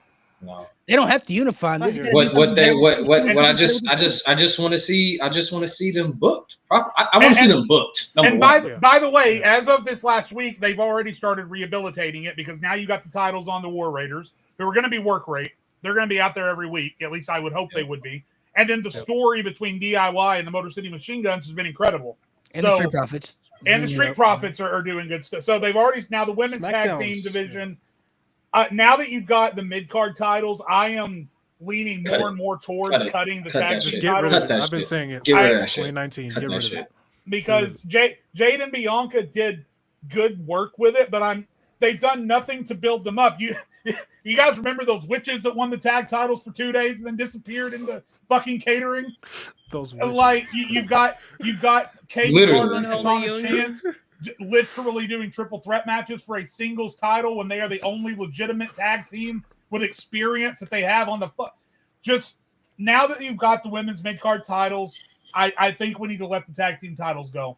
Also, my answer to what needs to be improved in WWE in 2025, either get the Money in the Bank right or get rid of it. I'm sick of going back and forth on it. Either get it right or cancel the whole damn thing. Don't invite me to a birthday party and then dump a bag of shit on my head. Either do it right or don't do it at That's all. like I thought you were gonna go somewhere with cake, but you know. I don't need it. I don't need it. Dump a shit. That's how Money in the Bank made me feel last year. Man, you're definitely. literally the dad of this podcast. I think with That the is tag a dad titles, thing to say. I think with the tag titles, they can just send them to NXT. You got so many women there. You could do I'd be Literally okay Lash with that. Legend and Jakara Jackson. put it back The in Meta NXT. Girls. Yeah, Literally. NXT. Right there. You could do something with I'd that, be okay with them making an NXT title, yes. and then Yes, I'm keep it fine away with from that. the main roster, and then you could have the mid card champion. I think that would benefit more because I just feel like with the main roster, you have so many championships and avenues you look at. And it's like, okay, with WrestleMania coming up, you don't have Money in the Bank on WrestleMania anymore. You got all these titles now. You got the mid card title for the women, the men. You got the tag titles for the women, the men. You got the main event titles for the women, the men. It's like, okay, but you also have to have feuds and matches on Mania that don't have championships involved too. So it's like that's when you throw the multi-man matches together. Okay, eight person elimination match right here, to throw it together. And that's why I've always felt like Money in the Bank would just be beneficial when you have storylines like that instead of just putting people in a battle royal or putting them in a tag team showcase match that nobody cares about. You know what I mean? Like, And I'm also of the opinion, and they've already started doing that by rebranding Hell in a Cell into Bad Blood. I'm of the opinion that you move the Money in the Bank match back to WrestleMania and get rid of the pay-per-view entirely. No. I think that would help. they don't need it. They don't need it. They don't need it.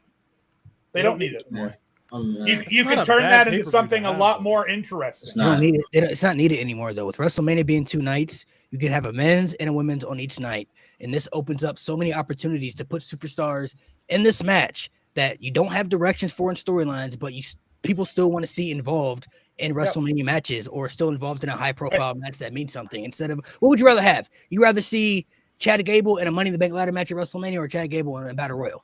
That means nothing. Or Chad Gable in a 4-team bragging rights match where there's nothing on the line, and it's just literally that should have been a number one contender. The tag team match comes on, and you can see people going to the bathroom. That's not what you want.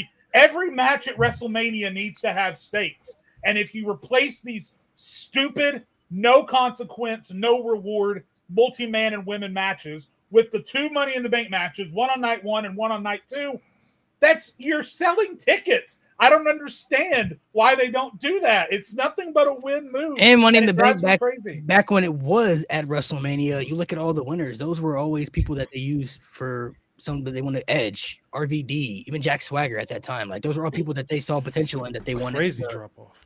But I mean, at the time, Jack Swagger was somebody they believed in. Won too. He won the Money in the Bank. He won the World title. No, like it failed, but it's like it meant something. You know what I mean? Like that meant something at that time. Even though, like looking back, yes, Jack Swagger won the Money in the Bank isn't something we like, but at that time, that's a win that meant something because it was at WrestleMania. It's the Money in the Bank, and we knew at that time it was still a successful cash-in rate at the time frame. So you were guaranteed like you're gonna win the world title. So it's just a better opportunity to make more stars, to do something like Shelton Benjamin was always in the Money in the Bank ladder matches like every year at WrestleMania. You knew he wasn't gonna win, but he was always somebody that stood out in the match. We did something, you know what I mean? Like made him look good. It made the fans interested. It made the fans say, oh, they could do something bit more with Shelton Benjamin if they want to, you know what I mean? So I feel like they could, like if they had Money in the Bank at WrestleMania, Ricochet would have thrived a lot in that.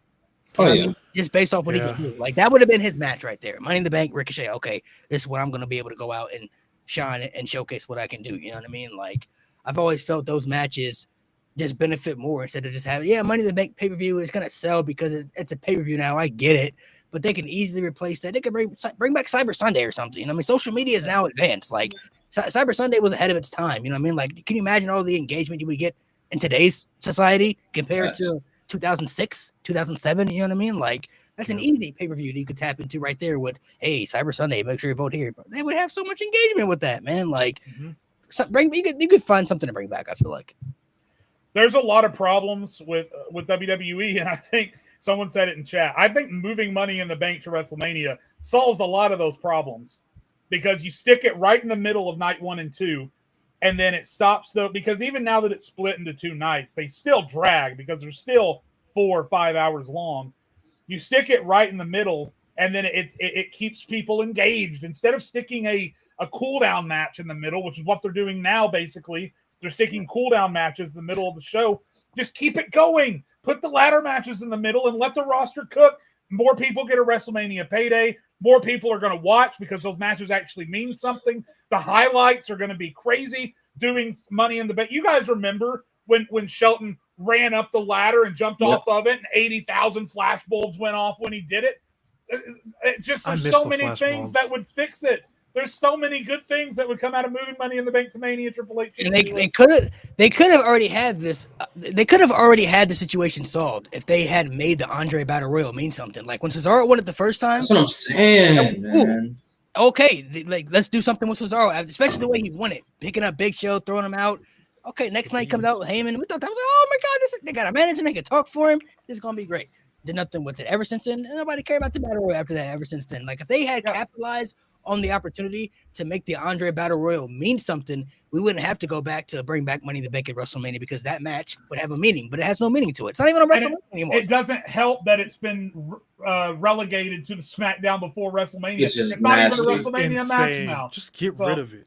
Yeah, so stupid. I think they should bring back bragging rights, and then we can just make WarGames its own thing because I kind of miss the traditional Survivor Series matches. I do miss those because it was Survivor Series was like the PLE that I look forward to the most because that's when Raw and SmackDown and I guess NXT would come through and just like they were raiding each other's businesses, bro. They were all in each other's arenas, just beating the shit out of each other. And I loved that. I loved seeing it, especially the one year where every time, the New Day, every time they found someone, they were like, "Oh, Yeah, they were putting belt to ass. That was that 2017? The only That was problem with that though is that they have to make the brand split mean, so the brand split don't mean anything anymore. Don't even matter what brand you're on now. So yeah." bragging rights is like, back then it meant what is something. bragging rights anymore? It don't even matter if you're on Raw or SmackDown. You can show up on any brand you want to. You know what I mean? So Yep. Well, here's the thing. Here's the thing, though, because WarGames, when they did it the first few times, it was a payoff to lengthy feuds. But now they're doing WarGames matches because they feel like they have to do WarGames matches. They put together women's teams 3 weeks before the show. A WarGames match is not something to pay off a feud that's been going on for 3 weeks. I'm sorry. It's not. So make WarGames something that can happen at any point during the year. Make Hell in a Cell something that can happen at any point during the year, and let them get built to organically, and do it when it makes sense in the story, not because, oh, look, it's November, time to do a WarGames match. That it's lost all of its credibility. Not to mention the fact that now that you're doing it every single year, people have gotten so I'm losing my train of thought. The word I'm looking for is escaping me. People have gotten so used to things they're seeing in WarGames that EO has to jump off the top of the cage backwards in a trash can just to get people to pop for it, because everyone knows what to expect in a WarGames match. They need to take a year off from it entirely and then move it to something that can happen at any point during the year to pay off a feud between two groups that have been going for several months, because that's what it's meant for. So, yeah, I completely agree. I said this on TikTok 3 years ago. Ban any pay-per-view that is designed specifically around one match type, because all that does is limit you to what you're able to do. Just get rid of it. Make these match types mean something again. Move Money in the Bank back to WrestleMania where it belongs, and give people that payday and give people that flashbulb moment.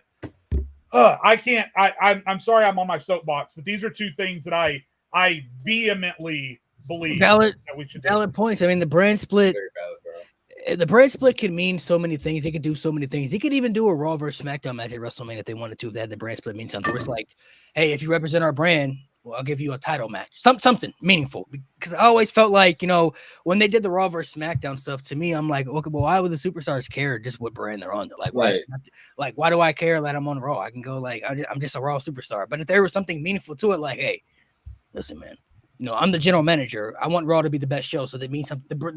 The brand split and the brand supremacy means something to me as the GM, because I want to prove our brand is more superior than the others. So, hey, listen, man, look, Seth Rollins, you on Raw. I need you to, you're one of the best superstars we got on Raw. Can you represent our brand on Raw WrestleMania? And if you win the match, I got something lined up for you afterwards. Something for you. I'm saying, you may not care about the brand split. I do, but I got something for you lined up afterwards. That's intriguing. All right. I'm world title match. All right. I like that. Like they could always do something with that if they wanted to, but like I said, they don't make the brand split mean anything anymore. It's like anybody can show up anywhere. See, and it'd be so easy. You could do 6-on-6 and say the winning team gets a 6-man battle royal, and the winner of that gets a world championship opportunity. Then it becomes like a tournament scenario, and it means a lot more because everyone buys it. We're cooking today. They should do it. Sorry, Isha, I'm sorry to interrupt, but yeah, this is all stuff they should do immediately. Yeah, I was just saying, Nick Aldis and Adam Pearce are doing a great job keeping that brand beef alive. Mm-hmm. Because they talk so The much only shit ones. to each other online, and then like when they see each other, it's like, listen, are y'all both cleared to fight? Right. Let's just Right. fight about it. They're like the only ones that care. They're literally legit the only Yeah. one that care. Like Triple H don't give a shit. But I agree, Malik. I like that scenario. Like, you do this, I got you. I'm gonna hook you up. And I like the tournament too. Like, oh, if you do this for me, like, you get a world title match. And that's what I wish. Even if they brought it back for like Survivor Series, like one thing it always lacked was just like, all right, we just fighting just to fight. Like 2017 was like, oh, you came on our show, and now we gotta get our get back. That makes sense. That's fine. But I wish it was like 2005 too. Like 2005, it meant something. Yeah, it actually meant something. But I'm like, okay, if you can't do that every year because that just gets repetitive. I'm like, okay, well, winning team gets like the number 30 spot. Like if you win for us, like SmackDown is guaranteed the number 30 spot. Or like the last 5 spots in the Royal Rumble will go to SmackDown, and it'll go to these superstars who represent us. But the one two things I wish they would improve. I'm surprised no one said it. The women's division. Oh my God, Triple H! Like, can you It kind of goes without fucking saying. do something? Yeah. Like, my God, that women's world title scene is atrocious. Like, Liv and Rhea, the feud's going to end. Thank God. But then it's like, okay, where do we go from here? Like, I don't be surprised. you got? Though I don't know if it will though. I don't know if it will. See, Stop putting that I- in the Because air. you know I'm what just- threw me off. Why does this match not have a stipulation to it?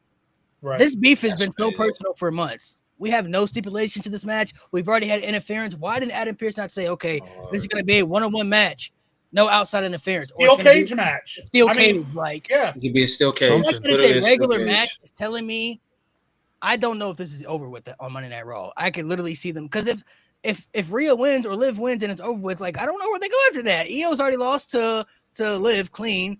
Io and Rhea, they could do that, but it's like I don't know if that's on the table anymore. And they've even set themselves up for a steel cage match because he could literally say, I tried putting Dom in a cage and it didn't work, so now I'm going to put you two in a cage. The story writes itself. They lobbed it to themselves and they missed the spike. I don't understand how they did that. I feel like they didn't put a stipulation to it because one of two things are going to happen. Either there's not going to be a match where they fight before the match happens, or they have a big brawl and Adam Pearce like, oh my God, we'll do this at the Royal Rumble or some stipulation to it. Or Rhea is going to maybe lose and it's not really going to be over because she got screwed again because of Raquel and stuff like that. You know what I mean? Like the fact this match doesn't have a stipulation is very fishy to me. Like, okay, like this feud has been this based off the story they've been telling us on television. You had a feud where one girl got injured. She came back, rightfully so, was mad and wanted her revenge. She was justified for that. Liv Morgan, okay. Rhea took her out.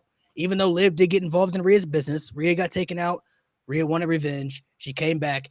Then Liv came back and wanted revenge. And then she injured Rhea, got her revenge by taking the world title.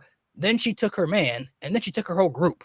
You know what I mean? So now we're at this point where this feud has become so personal. It's like, I feel like the fact that it doesn't have a stipulation to it is still kind of crazy to me. It's telling me like, okay, I don't know if this is going to be over with. This the fact that there's no stipulation added to this feud. Like the fact that there's nothing there, not a band, somebody from ringside, not a steel cage, not a nothing. It's just a regular match, which tells me, okay, there's going to be some shenanigans that could happen, and I can see this. I'm not saying that I want it to, but I could see a scenario where they're stretching this out.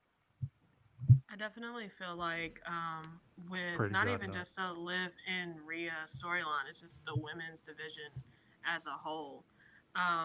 They suck at writing for them. They don't know what to write for them, and then the execution is pretty poor.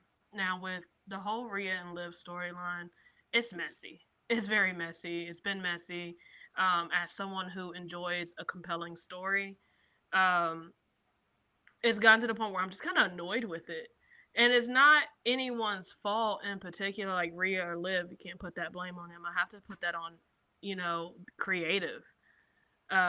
Because each match keeps ending with some type of interference with Dominic, and people are tired of seeing Dominic come out there. And now there's, Raquel kind of in the mix as well. So hopefully when this is all said and done, and Rhea wins her title back, I think what I heard was they might end up putting Liv and Raquel in the tag team division, which I mean I wouldn't be mad at, but again, there's so much that needs to be done. I also hate that when they don't know what to do with the women, they put them in factions. Pure Fusion Collective, I need them disbanded. Sucks. They suck so bad. And I love burner account right here, man. I love Shayna Baszler and I love Zoe Stark, and then I can't Sonya remember Deville. the other one. Sonya Deville she's all right. Shayna Baszler, it's too late for her. They're never going to do anything with her. Zoe Stark, there's still hope. But this group, I don't understand it. The name doesn't make any sense. All they do is come out and talk trash and then get their asses kicked. I don't know. It sucks. When they first debuted, I was interested because it kind of gave me something. I was like, okay, cool. They're kind of going to be sort of like a female Shield. They just put the entire women's division, the women's roster on Raw on notice. And then, like, it just started to go downhill after that. And I was like, well, damn.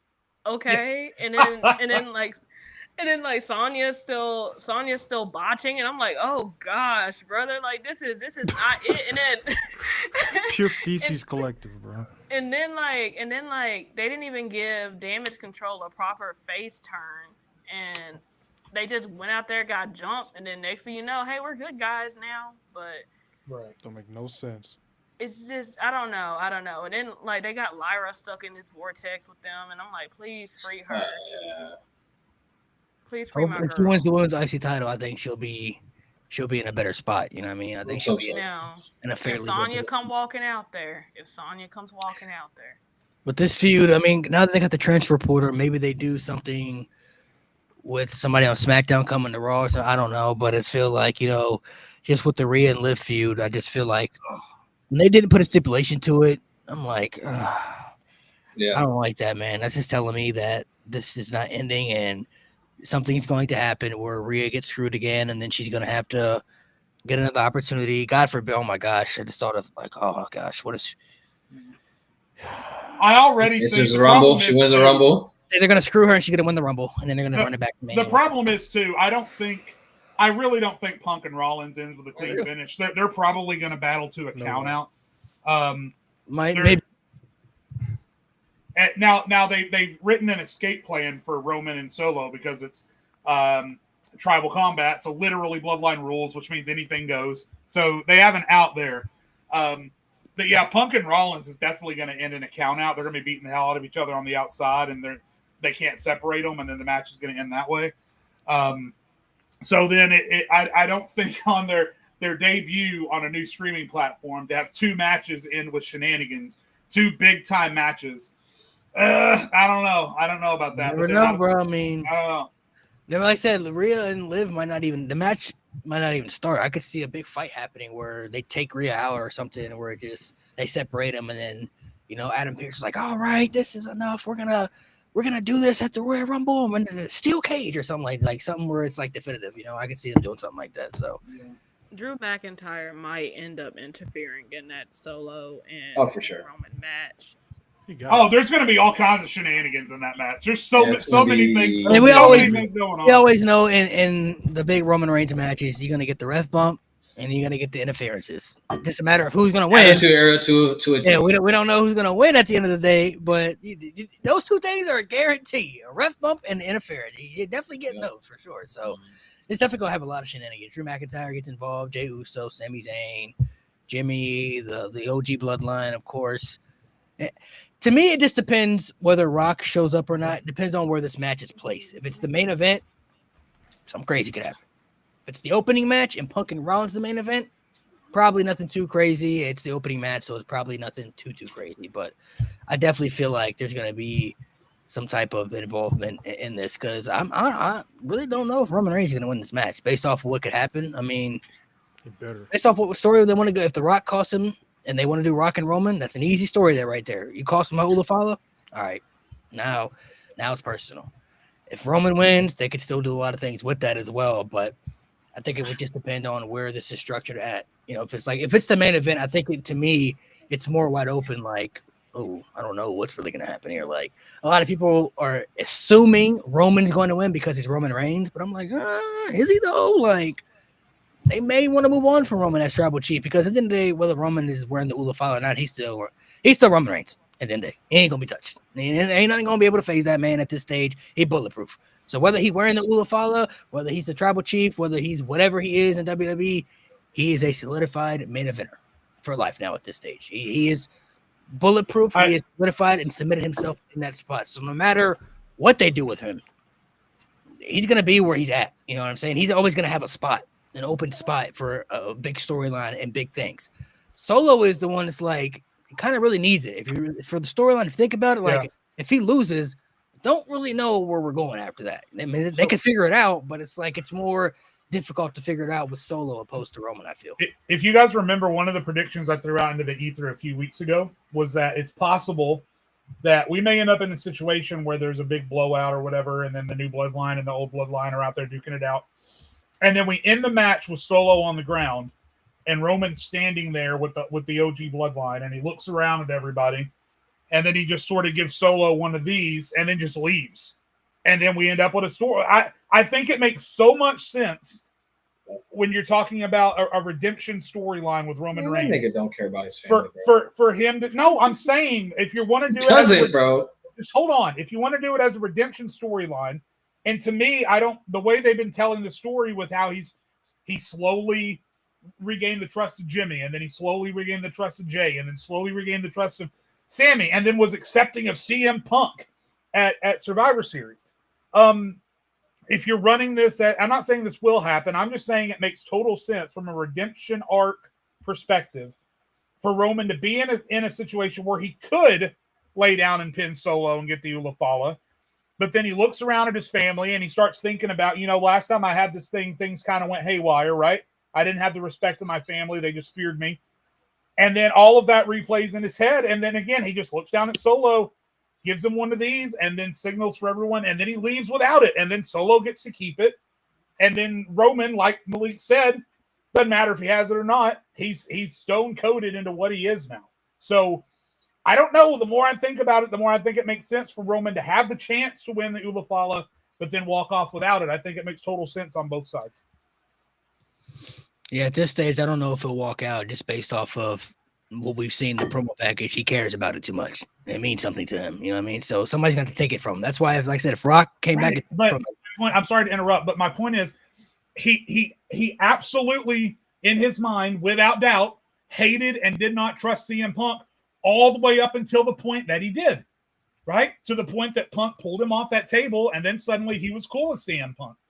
And it might be right now he thinks he needs the Ulafala, but then in that moment when he looks down at that and then looks to his side and sees everybody else, he thinks it's all that matters all the way up into the point that he realizes that it's not. That's all I'm saying is that it happened with CM Punk. I think maybe they were laying the framework for that kind of change to trigger with Roman Reigns in the moment. So, again, I'm not predicting it, but I think it would make total sense based on how they booked Roman in the return for him to realize he doesn't need it. I mean, yeah, we kind of talked about that last week. I mean, I kind of threw out the same scenario, but at this stage, I feel like for Roman to lose the Ulafala, somebody's going to have to take it from him. Like, you're going to have to take it from me. And Roman already said Solo was going to be next. He already said that last year. Solo, you're next. You're the next tribal chief of the next tribal era. I don't feel like they would say that and tease that without it meaning something, because the Bloodline storyline, if you pay attention to it, the story has meaning. They always do things for reasons. Like, it doesn't come back and just make no sense. You may not understand it in certain moments, but eventually things come to make sense and float around. Like when CM Punk came out, a lot of us were like, why is CM Punk teaming up with, well, the internet was like, why is CM Punk teaming up with Roman? But then everything comes around and now you're like, oh, okay, I understand it now. Like we get it. So if The Rock is upset that Roman and Cody teamed together and he's mad that, he stopped Solo from trying to help the family by taking the championship back and bringing it back to the Bloodline where it needed to be because Roman was gone and Roman prevented that from happening and they teamed with Cody. Rock maybe want to come back and say, hey, I don't acknowledge you anymore, bro. You ain't the tribal chief that I acknowledge, bro. You doing things that ain't what the family represent. You're not about the family. Like Nate said, you don't care about the family, bro. You don't care about the family. Rock cares about the family. He's shown that. When Cody stepped up and he said what he said, first thing Rock did was like, wait a minute, bro. You need to relax. Like, you're talking about my family, bro. Like, we don't do that over here. You feel me? And then he smacked shit out of him in his face. So, but Rock, could it just from let me do a G and let me play devil's advocate. Oh Lord. Wouldn't it also have equal emotional impact for The Rock to come back and say, you're not the tribal chief that I signed up for. You weren't even willing to fight for the Ulafala. You walked out without it. That's not what we do. You've disgraced our entire family, and now I must end you. I mean, I think that would have equal emotional impact because the crowd's going to be on Roman's side no matter what. Agreed. So the Rock could make that point, and it would still have equal impact. The Rock wants to kick Roman out of the family because he didn't fight for the Ulafala like a man should have. But to play devil's advocate, though, just thinking about it here, wouldn't it mean more? Just picture this. Wouldn't it mean more for The Rock to cost Roman the Ulafala and then acknowledge Solo, like putting the Ulafala around him afterwards? Like, it's yours now. Like, you know what that would mean for Solo, bro? Like, right. Rock is giving it to you. Like, that would mean a lot right there. Like, if The Rock acknowledges you, what everybody else gonna say at that point? Okay, The Rock, the High Chief, he gave it to you. Like, yeah.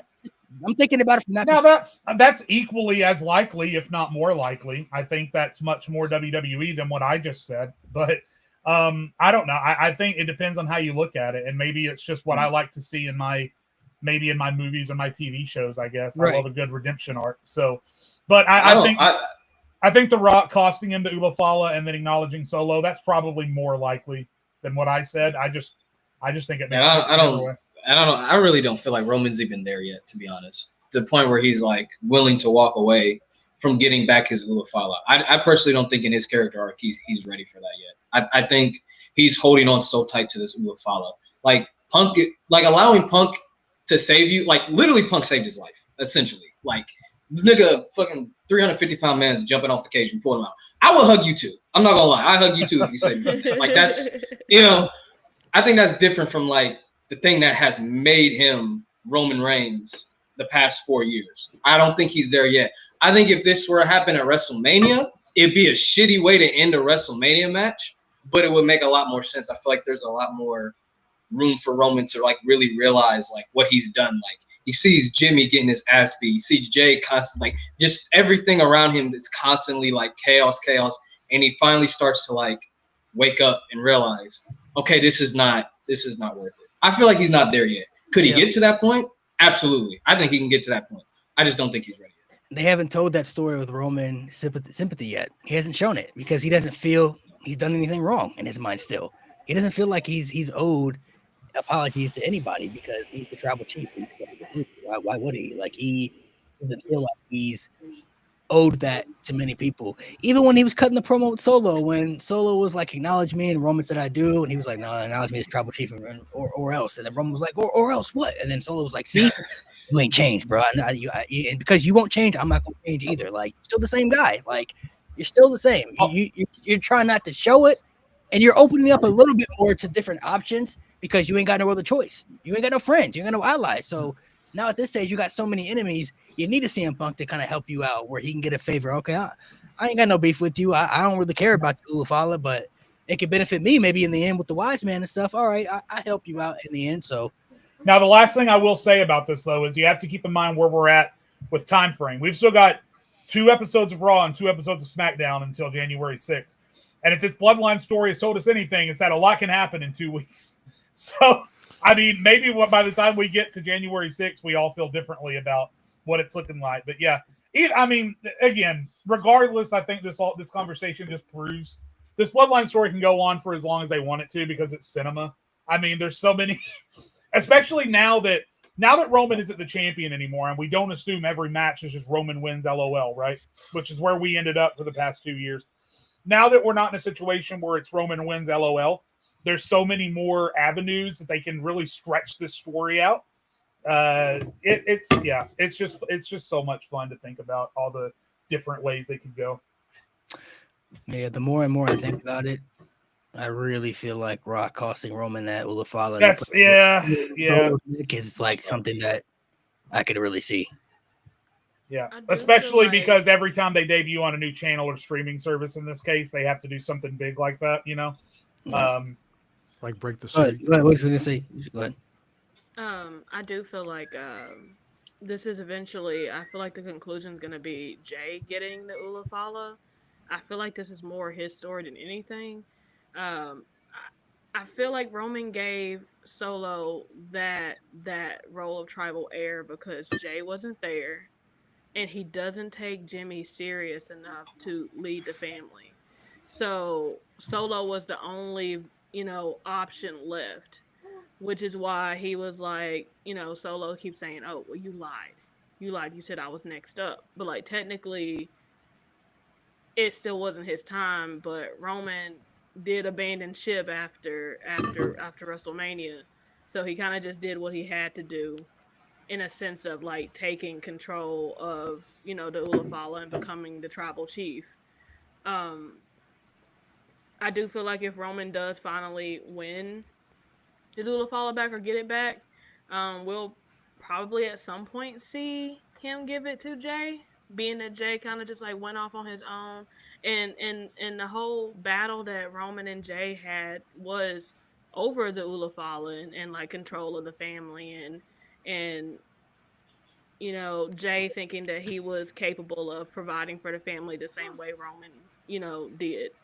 So we have seen Jey grow significantly since leaving the bloodline and going off on his own. So maybe, at some point Roman, because he basically said it, I'm proud of you. We're proud of you.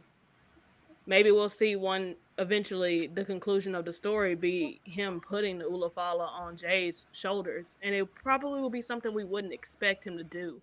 But when he does it, the pop's gonna be crazy. Yeah, they would have to tell a story where Jey, because Jay's already said he didn't want it. He doesn't care. I was gonna say you gotta tell the story that he actually. Maybe got to tell. I don't think he cares. He doesn't. He may not care now, but if Solo gets it, he may be like, I don't really want you being the tribal chief, bro. Like if Roman lost to you and he ain't the tribal chief anymore, and somebody else got to take it, it can't be you, little brother. You feel me? Like you ain't for that fit. So maybe that. And if Roman maybe talks to him, like you need to go get it. It's yours now. Maybe that could be like Jay's like. All right. Well, I still think this is all for Jacob Fatu. I think he's gonna take that and hold that shit for a long time. I think he's gonna take that shit by force. Ain't nobody taking that shit off. I think that's what this is gonna do. I think Solo is the transitional piece for Jacob. I think they're lining Jacob up for a fucking massive push. I don't think Jay's touching it. I don't think Jay wants it. He doesn't need it. I mean, it'd be cool if he got it. I'd be like, oh shit, Jay has a tribal chief. Forgets it. Yeah. That's full circle as hell, and that's cinema. That's fucking cinema. And I'd be surprised if they actually did that. That'd be good. I'm sure it'd be good. I don't see that. Yeah, because Jay was the original guy for Roman. You know what I'm saying? He was the original guy going back to the pandemic. So it would come full circle for Jay to finally, finally coming back and get the title. Like, oh, okay, I'm the tribal chief now and everything. But they would have to tell that story where Jay cares enough about it, to go get it. And they haven't told that yet, but maybe they will though. Maybe eventually they can, because there's so many different layers to the story that they haven't even told yet. It's just like it's just unknown. It's unknown where the story could go because of the options they have, with the story aspect. So that's my favorite thing about WWE nowadays, bro. Like late 2010s, early 2020s, everything was so obvious. Every direction you knew. Like when Brock Lesnar won the Royal Rumble in 2022, I knew that was happening. It was like, how else can you? It's like now we don't know. For Cody, we don't know who's in the face. For Roman, we don't know who's in. There's so many different options, and that's the best part about all of this. Yeah, I feel like sometimes predictable isn't always bad too. We got to remember that predictable isn't always bad, but it's when it's the bad predictable. You know what I mean? Like when Lesnar and Ronda Rousey are winning the Royal Rumble, because those are my picks that year. I'm like, it's gonna be Ronda Rousey. I saw that coming. Yeah, it's gonna be Lesnar. You know what I'm saying? So when you have those predictabilities, it's like, oh, that's not a good prediction to have, but you kind of know what's going to happen. But next year, it's like there's just so many directions they could go in. Like if I'm being honest, from now until WrestleMania, just based off what we know right now and what the stories, it's going to be really hard for them to mess up anything. Like any storylines that they have where you make decisions. You know what I mean? Like you have so many good things right in front of you. All you got to do is just make the right decisions and go in the right direction. You know what I mean? Like, it's going to be really hard for you to mess that up. Like with the Royal Rumble, maybe, you know what I'm saying? Maybe it is a Cena getting that moment, which I think the fans would like because the nostalgia is going to play a factor. It's his last year. Roman Reigns, I think that people will be cool with because Roman now has been accepted. CM Punk hasn't got it yet. People will be okay with that. Drew McIntyre, I think people would be okay with that. Drew McIntyre back in that spot now. Okay, cool. But then you look at the aspect, it's like if Rhea doesn't win on Raw and then she wins the Rumble, I'm going to be like, I don't know about that one. Like, it's very forced. That would be so sick. Oh my god. That's or vice versa. If Liv wins the Rumble afterwards and she loses Rhea, like, oh my, like that's gonna be very. Just have Rhea win it, bro. It's gonna be very forced. So I feel like have anybody win. I don't care, bro. I don't care who wins. I feel like they gotta have Rhea win it, and then if you want to do the blow off match at the Rumble, and that's it. That ends the feud. Cool. Yeah, I feel like they gotta make particular decisions where. It's going to be very interesting. I wonder, even with the NXT roster, they got so many people that we've talked about come up to the main roster, like Stephanie Van Cure, like Julia Stephanie, like those people, they really didn't need to go to NXT, for being honest. They're there to help make the roster more beneficial, but they don't really need to be there. Like, you know what I'm saying? If they want to have Stephanie come up tomorrow, I'd be like, all right, you know what I'm saying? Like that's cool. Somebody maybe mentioned what about Jordan Grace winning the Rumble? Maybe she come up and win it. You feel me? Like, immediate push for her. You feel me? Off the rip. You know what I'm saying? Like Jordan Grace would be somebody. that would be left field, but I wouldn't hate it because it's like, okay, Jordan Grace versus Rhea Ripley. yeah, that's Kind of come full circle for Rhea, getting that big spot at WrestleMania. Like, now she's giving someone else, the newer girl, the big spot at WrestleMania, like Charlotte did with her.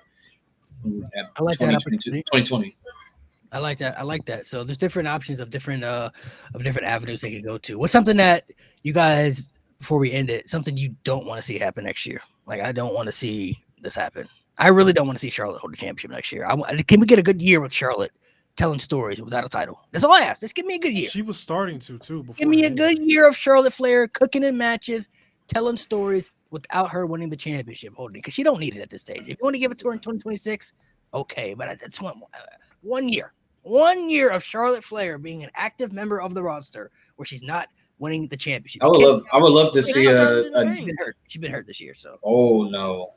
That's Charlotte in the Bank, though. Oh Lord. Oh God. Man. Oh God. I would love to see Charlotte like doubt herself, because like Ric Flair had his doubts later in his career. I love to see Charlotte in kayfabe. That'd be a cool story. Because I know Ric Flair's was for real, but I would like to see like Charlotte like in kayfabe go through that. That'd be lose a couple matches and she's like, damn. Nah, damn, I still got it. Because she did. She could come back from injury. Like, oh shit, am I still the same? Like, yeah. Right. However, you lose to like the new girl that just got caught up. Like, whoever gets caught up, like oh shit, I can't even beat. She just came to the main roster. I can't beat her. One thing I don't want to see. There's a lot. You name a couple. There's a lot of shit I just don't want to see. I don't want to see Goldberg wrestle. I don't give a fuck. I don't want to see this motherfucker. I don't. I know he's going to. I don't want to. I don't want to see him wrestle. I just don't. It'll only be 3 minutes, man. And I love Goldberg, but no. 3 minutes. I don't even like Goldberg. I love Prime Goldberg. So I'm gonna go to AEW. I don't want AEW to keep doing this shit. Tony Khan do the shit of he tells a story, then he stops telling the story. And he tells a story again, like the same story. Like Triple H is doing it too with Chad Gable and Otis. Stop. Like I hate when they do that. And like I hate when you tell a story, then you stop, and then you tell a story all over again. I don't want to see none of that. I don't want to see these long ass feuds that get drawn out for like 6-8 months. I don't want to see that. There's like room for one story on your show to go like that. We don't need like 3-4 stories to keep going for longer than they actually need to go. That's I don't want to see. And I don't want to see Rampage in 20. I don't want to see Rampage, Shockwave, whatever. 2 shows and that's it. Yeah.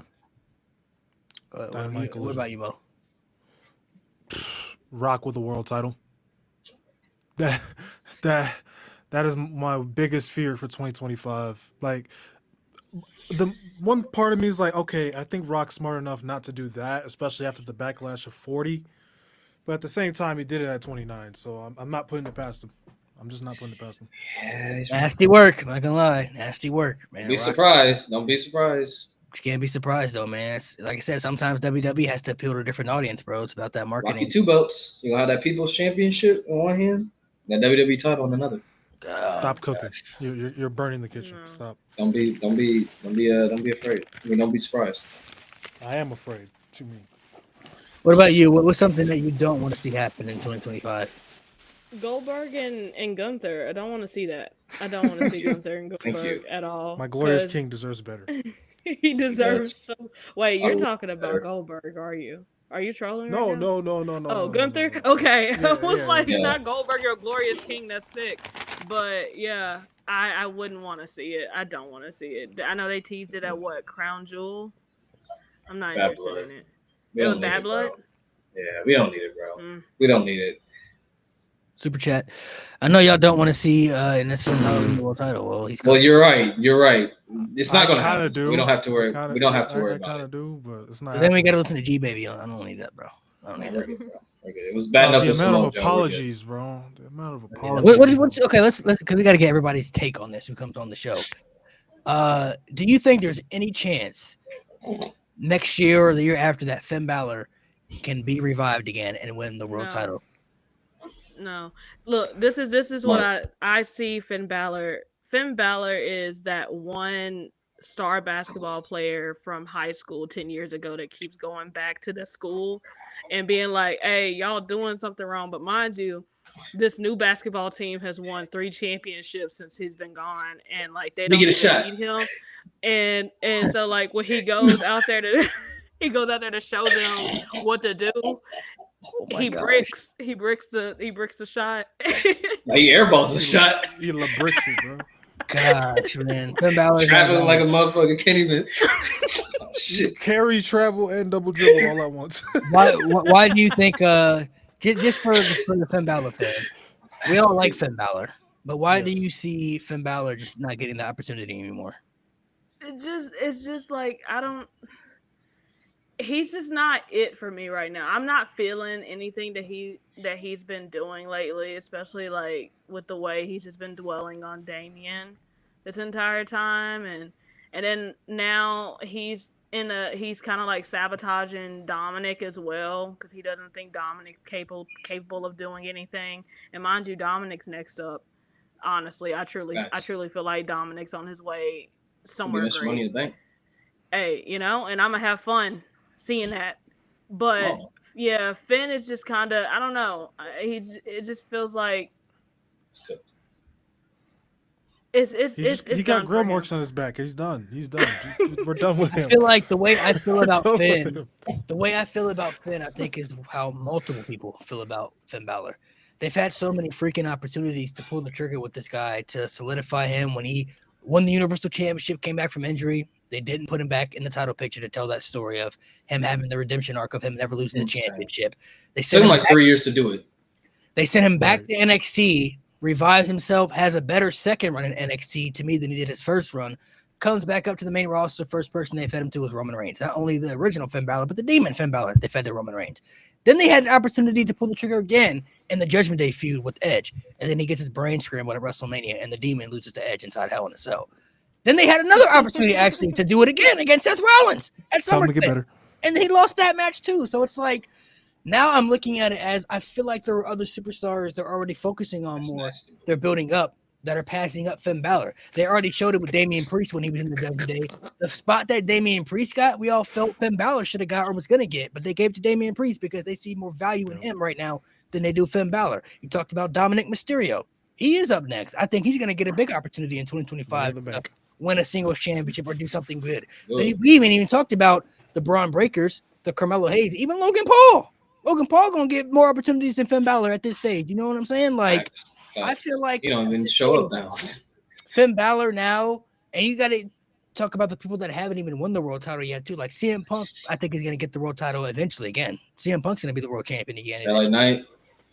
LA Knight, possibly. Drew McIntyre, I think he's going to get another opportunity to win the world title. Maybe a Kevin Owens. People are talking about him getting another shot for the world title. You know what I mean? He's cooked so bad. He's cooked so hard. And then you think about the superstars that are already solidified in that spot that are going to consistently continue to get the championships, like Cody Rhodes. Seth Rollins is always going to be a contender for the title. Gunther is always going to be a contender for the championship, too. It's like, I'm looking at the avenues. I'm like, okay, who Finn Balor going to beat for the championship? And then how long he going to hold it? And what time frame? Because there's already other people that are passing him up that are taking those opportunities. And it's not his fault. He didn't do anything wrong. It's not. He was under the Vince McMahon booking where Vince can't even be realized his full potential to make him the top star that he could have been. So, like, if they had pulled the trigger on Finn Balor 8 years ago, we'd be sitting up here talking about how Finn Balor is in the position like a Seth Rollins, where he's a main event contender. But he's not at that stage, and he's not. I swear, not a position where I feel like he's going to get repackaged and repushed over other superstars that are already showing more potential in it right now. Bro, it's that injury, bro. It's that fucking like. I've mentioned this before. The fact, like, Finn Balor has the quickest rise to a world title ever. For a main roster debuting superstar, ever. And the fact that that one injury set him back so far that we're sitting here now being like, he can't ever win a world title. Like, if he hadn't got hurt, I can genuinely see for the next, like, 5 years or so up to that point, the top 5 guys in the company being, Finn Balor being the guys under this, Roman, Seth, Brock, and AJ, and then Finn would have been right there with them. But nope. And it wasn't even, like I said, it wasn't his fault. And he's one of those people that doesn't have that special treatment where he gets injured and comes back and gets the same spot. You know what I mean? Like, he's not John Cena, where John Cena could break his neck, come back and win the world title again. You know what I mean? Like he wasn't that valuable to WWE in their eyes. Like you're not that valuable. You know what I mean? Like you're a superstar, but we don't value you on that level because there's many times you've seen superstars get injured, come back, get the same spot. Triple H tore his quad, came back, won the Royal Rumble. You know what I mean? Like John Cena got hurt, came back, and won the world title how many times? You know what I mean? But they never valued Finn Balor or saw him in that light. So when he got injured, they probably thought, oh, this guy, the injury bug. Oh, okay, well, yeah, we can't. He's fragile. Shit. Even Cody came back and won the Royal Rumble. Like, got the main event of WrestleMania. Torn pec, came back, main event of WrestleMania. 3 times, actually. The injury thing only appeals to certain people. You know what I mean? Rhea just got hurt. You feel me? With their eyesight, came back right back in the world title. On the WarGames. Yeah, like got the pin in WarGames. And it sucks because Finn Balor should be in a position where he gets more respect and he's more acknowledged and honorable because he's really good. Nobody can deny that. If you watch Finn Balor at New Japan Pro Wrestling, you watch him in NXT, like Finn Balor is a great wrestler. He's a great talent. He has great personality. It's just they didn't utilize him to his full potential when they needed to and pulled the trigger when it was hot, when the iron was really hot. And Finn Balor's not the only one. Keith Lee, Karrion Kross, Shinsuke Nakamura, Bobby Roode, all those guys fall in that situation. You saying? You feel me? But it's like Finn Balor's now in the position where he's like, he's not even the most important guy in the judgment. Like I said, there are other people in the group that you just see getting better opportunities than him that are going to pass him up. And the superstars aren't even in the group that are going to pass him up eventually that you just know are going to be put in better spots and that are more valuable than him too. So it sucks that Finn Balor was talked about in this light, but you know what we're going to do? He's done. We're gonna do when G Baby gets back. I'm gonna have a list of wrestlers. I'm gonna just keep naming wrestlers. No. And it's gonna be who do you think is gonna win a world title before Finn Balor wins another? I'm gonna just have an entire list. Yep. When G Baby gets back, I'm gonna do that. You got to make a list because the list's gonna be pretty long. I'm making a long. And we're not even gonna be like that list. We haven't even included the people in NXT yet, like Oba Femi and stuff like that. Like, yeah, Trick Williams, Oba before Finn. Yeah, like there's a lot of people we haven't even talked about yet, bro. Like John Cena could literally come back and win a championship before Finn Balor. Like that literally could happen. He's got 1 year too. He's only got a year to do it. And we get that it's John Cena. We know John Cena is a bigger legend than Finn Balor, but John Cena hasn't won a singles match since 2018. That man been losing for 6 years straight consistently, and he could literally come back and literally win a world title before Finn Balor gets that opportunity, bro. Yeah, we're gonna play that game next time, bro. Next time we're gonna play that game, bro. Got to play that game. All right, ladies and gentlemen, thank you guys for coming through to the 50th episode of the No Name Wrestling Podcast. Once again, I'm gonna let you plug in your socials and stuff. Tell everybody where they can follow you. Make sure you guys go show her some love. Appreciate you for coming on as a guest, and you're welcome to come back anytime. Yeah, I really do appreciate you guys allowing me to come on. It means a lot to me, actually. You guys can find me on TikTok at Aisha, not Isha, spelled ISHANOTESHA. You can find me on Twitter at OOSOSPOOKY, which is OOHSOSPOOKY. You can find me on Instagram at Aisha Cole Official.